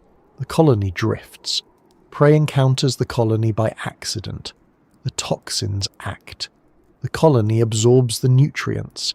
There are no leaders or coordinated strategies, just a structure shaped by evolution to maximize efficiency. One of the challenges prey animals face when dealing with drifting predators is the lack of reliable information. In shallow water, movement creates clear signals. Ripples spread outward. Shadows reveal presence. But in the deep ocean, movement is absorbed by the surrounding water. Sound travels farther, but it's harder to interpret subtle details. Light is nearly non-existent. Chemical cues disperse slowly over time. A prey animal might sense something unusual in the water, but it won't know the shape or distance of the threat. It might swim cautiously, but caution alone isn't enough when the predator's structures can extend far beyond what the prey expects. Some prey animals have developed thicker scales or more resistant tissues to protect against toxins. They might survive the initial contact and swim away before the venom fully takes effect. But even these species struggle with drifting predators that possess multiple types of toxins. A predator might combine neurotoxins with chemicals that interfere with the ability to breathe. Others might use toxins that slow muscle function and cloud sensory perception. A single contact is enough to create vulnerability, and the predator doesn't need to follow up. The weakened prey becomes unable to navigate the water effectively, and within minutes, the current carries it into the predator's central body. Even animals larger than the drifting predators are not immune. Juvenile fish, small crustaceans, and even some mid-sized species can be affected by these toxins. They don't need to be captured forcefully. They simply need to brush against a drifting filament. The predator doesn't need to overpower them physically. The toxin handles that task with a level of certainty that physical force could never match in such an environment. It might seem unusual that drifting predators are so successful, given their slow pace and fragile bodies. But the deep ocean is slow in every respect. Movements are gradual, interactions unfold over minutes rather than seconds. Drifting makes sense. It conserves energy. It allows predators to spread their reach widely, and it lets them take advantage of the water's natural movement. Instead of chasing prey, they let prey come to them. Instead of relying on strength, they rely on chemistry. What makes these drifting predators so effective is how seamlessly they fit into the deep ocean. They don't disrupt the environment. They don't create large disturbances. They behave like the water itself, moving with the currents, blending with the background, and letting their toxins handle the rare moments when another creature drifts too close. As we continue through this world, the next part of the story shifts from individual strategies to the larger patterns of survival. The deep ocean is full of competition, and every creature, large or small, drifting or ambush-based, participates in a long, ongoing struggle shaped by chemistry and patience. The next creatures we encounter push this idea further, showing how evolution turns the deep sea into a slow but precise battleground, where every adaptation contributes to an ongoing arms race carried out silently in the dark. In the deep ocean, nothing stays still for long in an evolutionary sense, even though everything moves slowly in the moment. The water feels calm, the creatures drift patiently, and the darkness hides almost every motion. But beneath that quiet exterior, the deep sea is a constant arena of competition. Every creature, whether large or small, predator or prey, drifting or anchored to the sea floor, participates in a long and subtle struggle shaped by chemistry, patience, and time on a scale that makes human history feel like the blink of an eye. It's a place where evolution operates with methodical precision. Each adaptation is tested, refined, replaced, or reinforced through countless interactions that unfold in silence. And over millions of years, this process has created a kind of arms race that never pauses. The term arms race often brings to mind ideas of speed or escalation, but in the deep ocean it looks very different. It unfolds slowly, sometimes over thousands of generations. The weapons involved are not large or intimidating. They're chemical compounds so small you need specialized tools to detect them. They're structural changes that alter how tentacles behave or how cells react to pressure. They're shifts in behavior that happen almost invisibly because the creatures moving through this world don't express emotion or intention. Yet every interaction between predator and prey feeds into this ongoing workshop, shaping what the next generation will inherit. One of the most significant forces in this evolutionary workshop is the presence of toxins. The deep ocean is full of chemical compounds that affect nerves, muscles, respiration, digestion, and sensory perception. Some toxins act quickly, others gradually.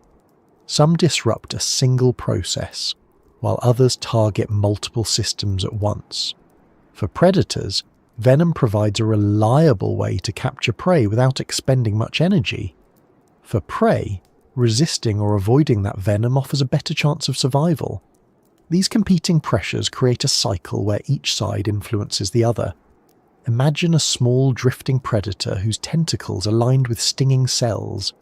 For millions of years, those cells have relied on a particular set of toxins to immobilize prey.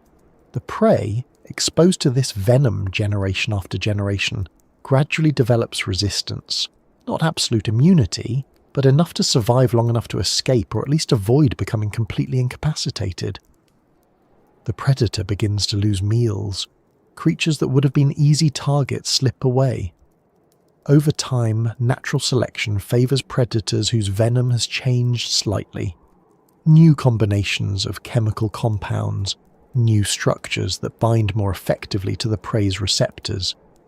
The prey, once more, finds itself pressured to adapt, and the cycle continues. This isn't a quick process. It takes countless interactions and vast stretches of time, but the end result is a toxin more refined than what existed before, and prey that's better at recognizing or resisting danger. Each side responds to the other without intent, simply through the slow filtering effect of survival. The deep sea becomes a workshop where molecules are tested, discarded, or perfected with every encounter. Some predators diversify their chemical strategies. They don't rely on a single toxin, but develop cocktails of compounds that act together. One might interfere with nerve signals, another with muscle control, another with oxygen processing. Prey animals that evolve resistance to one compound still fall victim to the others. This multi-layered approach increases the predator's chances of success, and prey must respond with more complex defences in return. Some may alter the chemistry of their skin or change the structure of their cell membranes. Others might alter their behaviour, swimming slightly differently to avoid drifting too close to dangerous tentacles. Evolution doesn't operate with goals. It works through trial and error, guided by the basic principle that traits which help an organism survive get passed on more frequently. In the deep ocean, where encounters between predator and prey happen slowly but regularly, this process plays out across every level of the food chain. Even tiny creatures participate in it. A microscopic organism might develop a toxin that discourages predators from feeding on it. Predators respond by developing resistance or altering their feeding habits. The tiny organism adjusts its chemistry again, and the cycle continues. Sometimes the arms race pushes species into entirely new strategies. A predator whose venom becomes less effective might begin relying more on camouflaged ambush methods. A prey animal whose resistance grows stronger might become bolder in its feeding habits. These small behavioural shifts ripple outward, influencing the animals around them. In the deep ocean, nothing happens in isolation. Every adaptation affects the larger network of interactions. Consider the drifting colonies that use long, stinging tendrils to capture prey. For countless generations, their toxins were a nearly guaranteed method of securing food. But as some prey species developed resistance, the colonies responded with longer tentacles, increasing their chances of making contact. The prey countered by developing better sensory systems, detecting the presence of the tentacles earlier. The colonies adjusted again, producing tentacles that drifted more freely, requiring less pressure to trigger their stinging cells. And so the cycle continued, each change building on the one before it. This slow escalation shapes not only individual species but entire ecosystems. A predator that becomes more effective can decrease the population of certain prey species, creating opportunities for others to thrive. Those new species enter the arms race, developing their own resistance or venom in response to the creatures around them. Over long periods, the balance shifts repeatedly, producing layers of complexity that continue to build as long as the environment remains stable enough for these interactions to play out. Some of the most interesting participants in this evolutionary workshop are animals that develop entirely novel methods of delivering venom. Rather than relying on stinging cells or spines, they might evolve adhesive structures, specialized appendages, or unusual behaviors that improve the effectiveness of their toxins. Once these new methods appear, they become part of the evolutionary arms race, forcing prey species to adapt in new ways. A prey animal may develop thicker tissues around vulnerable areas, or change its swimming patterns. A predator adjusts again. These cycles continue, gradually refining both predator and prey into forms uniquely suited to the deep environment. There are species that use mimicry as part of the arms race. A predator might evolve to resemble a harmless drifting organism, drawing prey closer. Over time, the prey learns to distinguish the predator from the harmless species through subtle differences in shape or movement. The predator responds by altering its appearance further.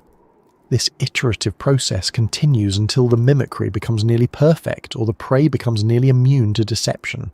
Often, neither side reaches a definitive advantage. They simply improve their strategies in parallel.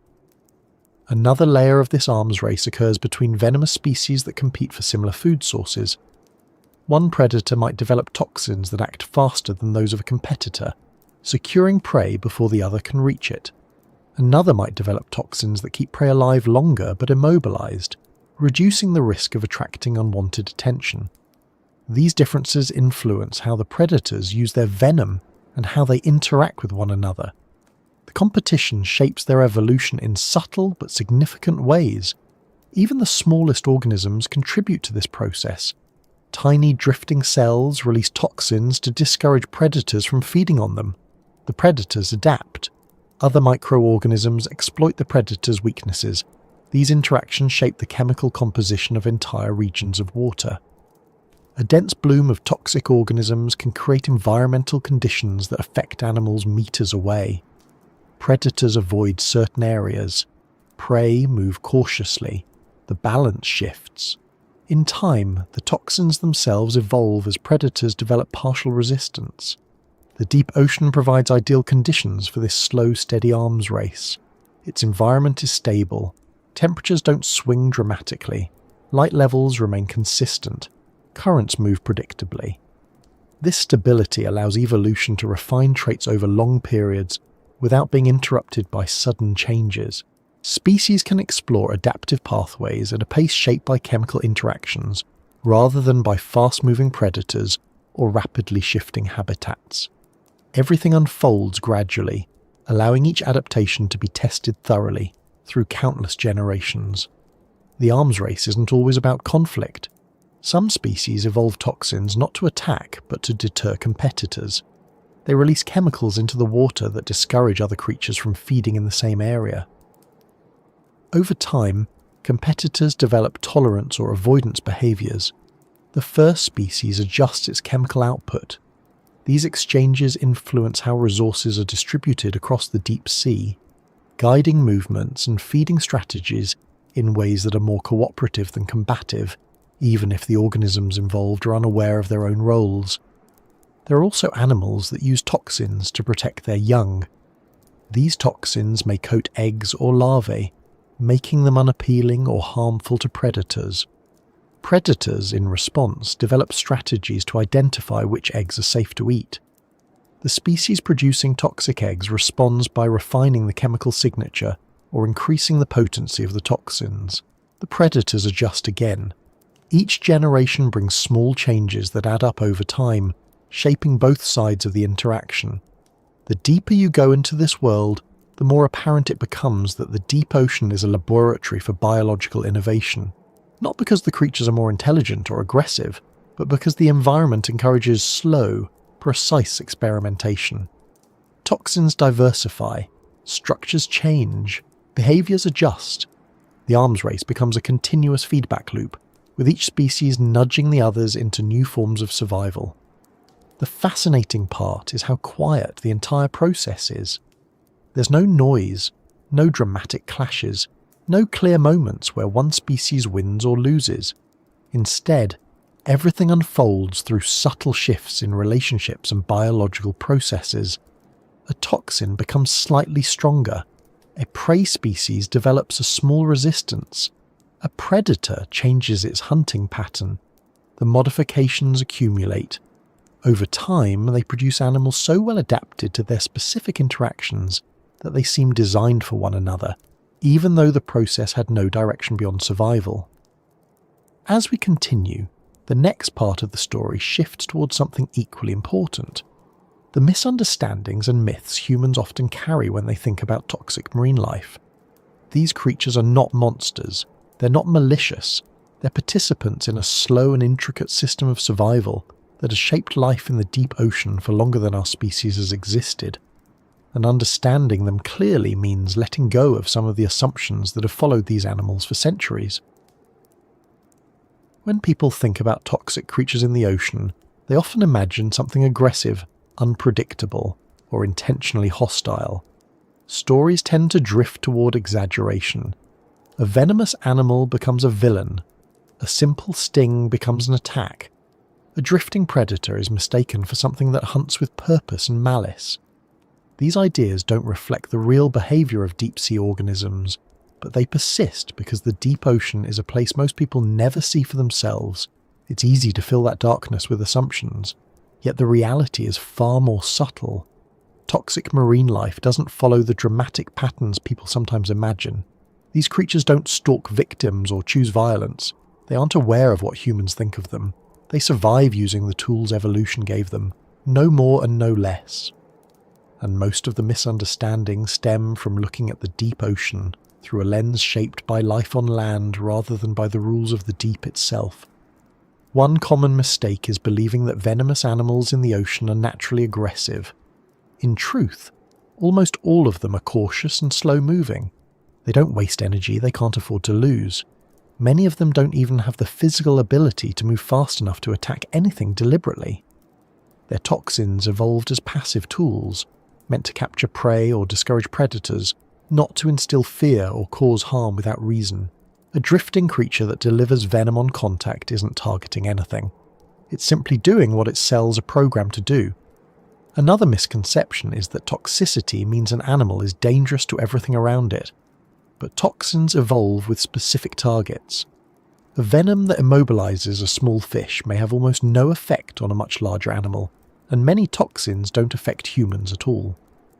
The idea that a venomous creature threatens all life equally comes from misunderstanding how specialized these systems are.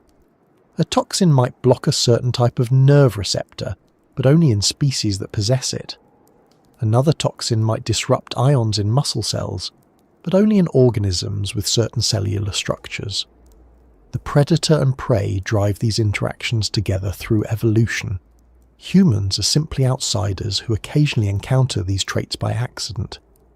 There's also a tendency to assume that toxic marine life is rare or exotic, found only in extreme environments or unusual species, but toxins are actually common across the ocean.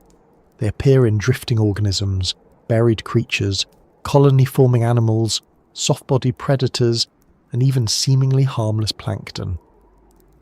Venom is not a last resort or a rare adaptation. It's a major part of how life survives in places where physical strength or rapid movement simply aren't options.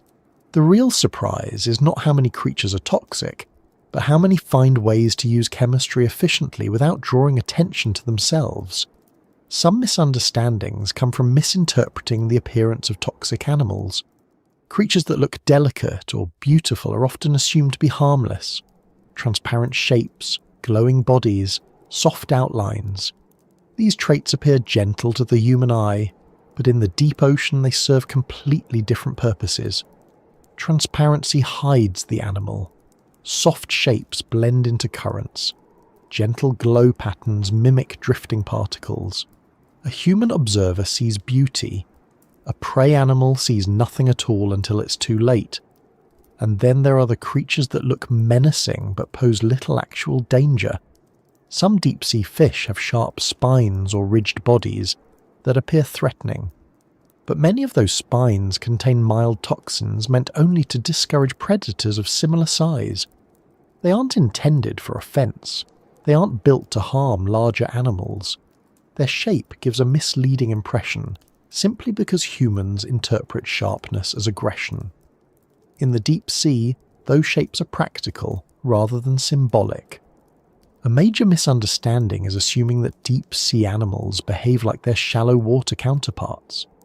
People sometimes imagine venomous creatures chasing prey the way certain fish in sunlit waters do, or defending themselves with quick bursts of movement. But cold temperatures and immense pressure slow every physical process. Muscles don't respond the way they do near the surface. Reactions take longer. Energy burns quickly. A high-speed predator would exhaust itself immediately at depth.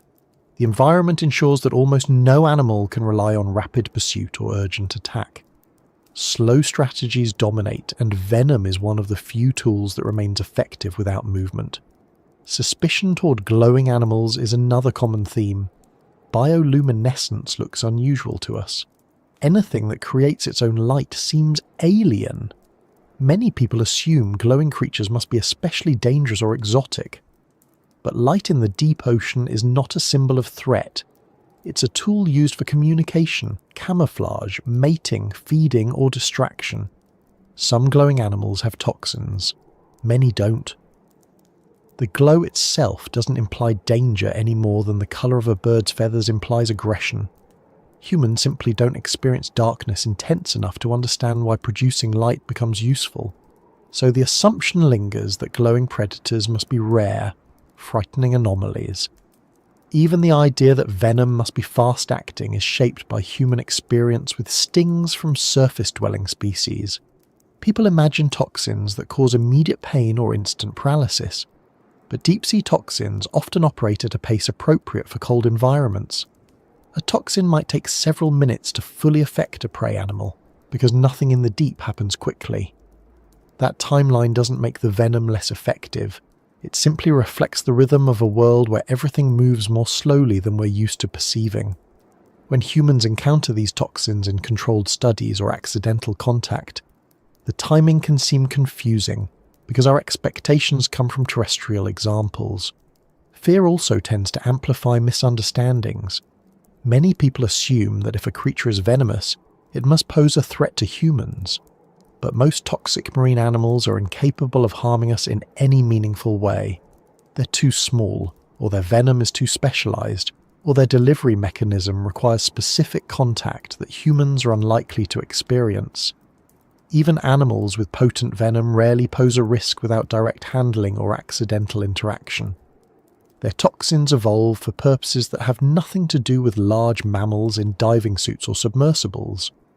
Another common mistake is believing that deep-sea toxicity is always about predation. In reality, many toxins evolved for defense, competition, or simple deterrence. A drifting organism might release chemical compounds to discourage predators from biting it. A seafloor creature might coat itself in a substance that makes it taste unpleasant. A small colony might generate toxins that keep other colonies at a safe distance. These uses aren't aggressive, they're protective. They allow creatures with fragile bodies to survive in a world where almost everything can become food for something else. Some misunderstandings go even deeper, stemming from the way humans interpret behavior. For example, when a venomous animal spreads its tentacles or expands its shape, people sometimes describe the behavior as threatening or intentional, as if the animal is trying to intimidate something. But these motions usually serve simple physiological functions. The creature might be feeding, it might be adjusting its buoyancy, it might be reacting reflexively to currents. Any venom delivered afterward is not a deliberate act of aggression. It's simply what happens when another creature touches the wrong part of its body. Humans also tend to attribute intelligence or planning to creatures that use complex toxins. The assumption is that if an animal produces a sophisticated venom, it must understand how to use it or intend the effects it causes. But the evolution of venom doesn't require awareness. Chemical structures change gradually over countless generations. Compounds combine and shift. Receptors adapt. None of it involves planning. The animal simply inherits whatever worked best for survival. Its venom is a product of time, not thought. Some myths are rooted in storytelling. Divers, sailors, and explorers throughout history often exaggerated encounters with marine creatures. A sting became an attack. A drifting organism became a monster. The deep ocean, being unknown and inaccessible, made an easy backdrop for these stories. Toxins became symbols of danger rather than tools of survival. These exaggerations stuck, shaping public imagination long before science had a chance to correct them. Even now, dramatic portrayals in media can keep those ideas alive. Another misunderstanding involves the assumption that toxic creatures are fundamentally different or unnatural compared to non-toxic ones. But venom is simply one of many adaptations. It sits alongside camouflage, speed, armor, and sensory specialization. There is nothing inherently strange about it. It's just a form of chemistry. A jellyfish with venom is no more unusual than a fish with sharp teeth. A drifting colony with toxins is no more extraordinary than a crab with claws. The difference lies in how humans perceive chemical interactions versus physical ones. We can see claws, we can hear teeth snap. We can't see toxins working inside cells. This invisibility leads to mystery, and mystery leads to assumptions. Even scientists sometimes underestimate the complexity of these ecosystems. Many toxins remain poorly understood because collecting samples from the deep ocean is difficult. Delicate creatures collapse under pressure changes. Drifting organisms break apart when brought to the surface. Some toxins degrade quickly, making them hard to study. As a result, early research often relied on limited observations, and those observations sometimes led to incomplete conclusions. When knowledge is incomplete, misunderstandings fill the gaps. But despite all the misconceptions, the reality of toxic marine life is far more balanced and predictable than the myths suggest. These creatures do not seek to cause harm. Their toxins are not personal. Their behaviors are not aggressive. They're simply living tools shaped by an environment that rewards stillness, subtlety, and chemical precision. And once these traits are understood within the context of the deep ocean, they stop seeming dangerous in a sensational sense and start becoming fascinating examples of how life adapts to extreme conditions. As we continue this journey, the next part of the story shifts toward the quiet close of this long descent, where the deep ocean's toxic world becomes less about threat and more about understanding, reflection, and the calm rhythm of life that continues regardless of human perceptions. It's a gentle way to ease out of the darkness, not with alarm but with appreciation for everything that has unfolded along the way. The deeper we've travelled into this world, the easier it becomes to understand why the ocean holds such a firm grip on human imagination. Its silence creates space for thoughts that rarely surface in the noise of our everyday lives. Its darkness slows everything down, asking nothing from us except our attention. Even the creatures that fill this place with their drifting movements and quiet strategies for survival encourage a kind of reflection that feels different from anything on land. They aren't dramatic. They don't try to impress. They simply exist in patterns shaped by time far older than anything we know.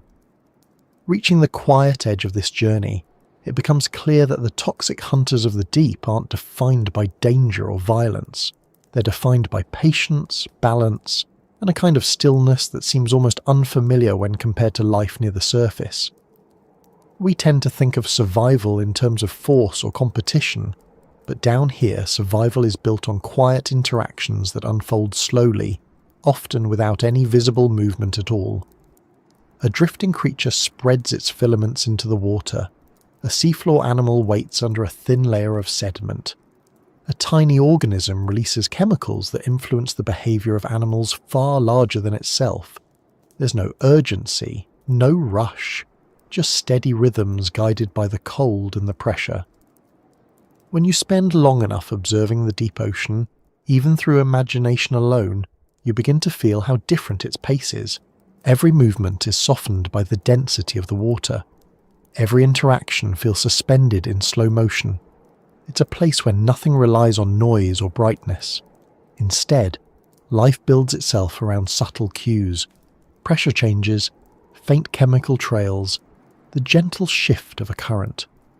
These cues shape not only how creatures hunt or defend themselves, but how they live day to day. They influence everything from where animals drift to how far they travel to how they choose to rest. If anything, the deep sea feels more like a long, continuous exhale than a world driven by constant urgency. And as we step back from the details of venom, chemical interactions, drifting colonies, and ambush predators, what stands out most is how coherent everything is. The deep ocean doesn't feel chaotic. It doesn't feel hostile. It feels consistent. Toxins aren't anomalies. They're part of the same fabric as bioluminescence, camouflage, slow movement, and the recycling of nutrients that drift downward from the surface. Nothing is separate. Every adaptation is connected to the conditions around it. Even the most potent venom or the most delicate hunting structure makes perfect sense when placed in this larger context. It can be comforting in an unexpected way. The deep ocean, despite its darkness, feels stable. It doesn't change quickly. Creatures here adapt to rhythms that repeat generation after generation. The temperature barely shifts. The currents flow in dependable patterns. The silence remains constant. And within that stability, life finds ways to survive using methods that might look unusual at first, but reveal themselves to be logical when viewed from the right angle. A toxin that seems excessive is simply efficient. A predator that appears frightening is simply conserving energy. A drifting colony that stretches for meters is simply taking advantage of the environment's stillness. Thinking about this place creates a kind of calm that's hard to find elsewhere. There are no bright flashes of conflict, no sudden eruptions of speed. Nothing feels rushed. Even the predators, with all their chemical tools, approach their lives with a kind of patient acceptance. They don't fight against the conditions of their world, they adjust to them. They use what the environment offers rather than forcing themselves against it. In many ways, their survival strategies echo something humans often forget, that moving slowly doesn't mean falling behind, it just means conserving energy for the moments that matter. It's almost strange, in a comforting way, to realize that the creatures we label as toxic hunters are among the most peaceful participants in the ocean's ecosystem. Their movements are minimal, their interactions are controlled, their presence is quiet. Everything about them reflects the nature of the deep itself. They aren't threats in the dramatic sense, they're reminders that life adapts elegantly to whatever conditions it's given. As we drift back upward in thought, leaving behind the drifting colonies, the ambush predators, and the tiny organisms that shape entire food webs, it becomes clear how much of the deep ocean's character comes from its restraint. Even its dangers feel measured. Nothing lashes out recklessly. Nothing wastes more energy than necessary. Danger exists, but it's delivered calmly, almost neutrally, through tools that evolved because they fit the environment rather than because they were meant to frighten or overwhelm. That kind of neutrality is rare in the environments we're familiar with. On land, survival often looks frantic. Animals compete over limited resources, defend territory, and respond quickly to threats. The deep ocean is different. It doesn't reward territorial displays or bursts of speed. It rewards precision, consistency, and a willingness to remain still long enough for the environment to bring opportunity. It rewards patience in a way that makes everything feel more deliberate, and if you stay with that feeling for a moment, it starts to shift something internally. The ocean below doesn't ask for action. It doesn't push or pull. It simply exists in a state that encourages reflection rather than reaction. Thinking about these toxic hunters doesn't provoke fear. It brings a kind of steady awareness, a reminder that even in places that seem inhospitable, life shapes itself gently. It doesn't need to be loud to be effective. It doesn't need to be fast to be powerful. This quiet understanding has a way of settling into the mind like slow-moving sediment. It accumulates gradually as the journey unfolds. By the time you reach this point, it's no longer about individual species or specific toxins. It's about the overall impression of a world that operates with a sense of continuity. A world where change is constant but never hurried. A world where survival isn't a battle, but a long conversation between creatures and the environment that shaped them. There's something grounding about that. It's easy to imagine the ocean as a place of storms and waves, but far below all of that noise is an environment where everything moves at its own unforced pace. It makes any rush we feel above the surface seem temporary by comparison. The deep ocean isn't concerned with schedules or deadlines. Its creatures follow rhythms shaped long before humans appeared, and they will continue following them long after we're done imagining their world tonight. As the journey begins to tilt upward in spirit, the darkness doesn't feel empty anymore. It feels familiar. The drifting shapes you've met, whether small organisms releasing quiet clouds of toxins or larger predators waiting under layers of sediment, become part of a larger pattern that makes the deep feel almost like a second world behind the one we know. Not frightening, just steady. A place where stillness has purpose. The more time you spend with these thoughts, the more noticeable the shift becomes between the deep ocean and the space you're in now. The room around you feels brighter. The quiet of your surroundings feels lighter, not heavy. And maybe, without trying, your breathing slows just a little to match the rhythm of the creatures you've been imagining. They don't hurry, they don't tense, they let the environment guide them, and in this moment, that same approach feels natural. As the surface world begins to come back into focus, the deep remains with you in a subtle way. Not as a source of fear, but as a reminder of how calm life can become when everything unnecessary falls away. The ocean doesn't argue with itself. It doesn't rush to fill silence. It uses darkness as part of its structure rather than something to avoid. There's something reassuring in that, something steadying, as if the deep is quietly demonstrating that even the most unfamiliar places have their own kind of order. Sitting here now, picturing the last glimmers of bioluminescence fading into distance, it becomes easy to imagine the ocean closing gently around everything that lives within it, not shutting anything out, just settling back into its natural state, a soft, uninterrupted rhythm that continues regardless of who's watching. A world that carries its own quiet boundaries shaped by chemistry, pressure, and time. And as you let yourself ease out of the drifting currents of this world, the transition feels unforced. The darkness doesn't vanish. It simply becomes background again. The creatures we've met along the way keep drifting, hunting, feeding, and waiting, exactly as they have for generations. Nothing ends just because the journey pauses. The deep continues holding its patient patterns, the toxins continue doing their work, and the ocean continues gently folding night around everything that depends on its calm.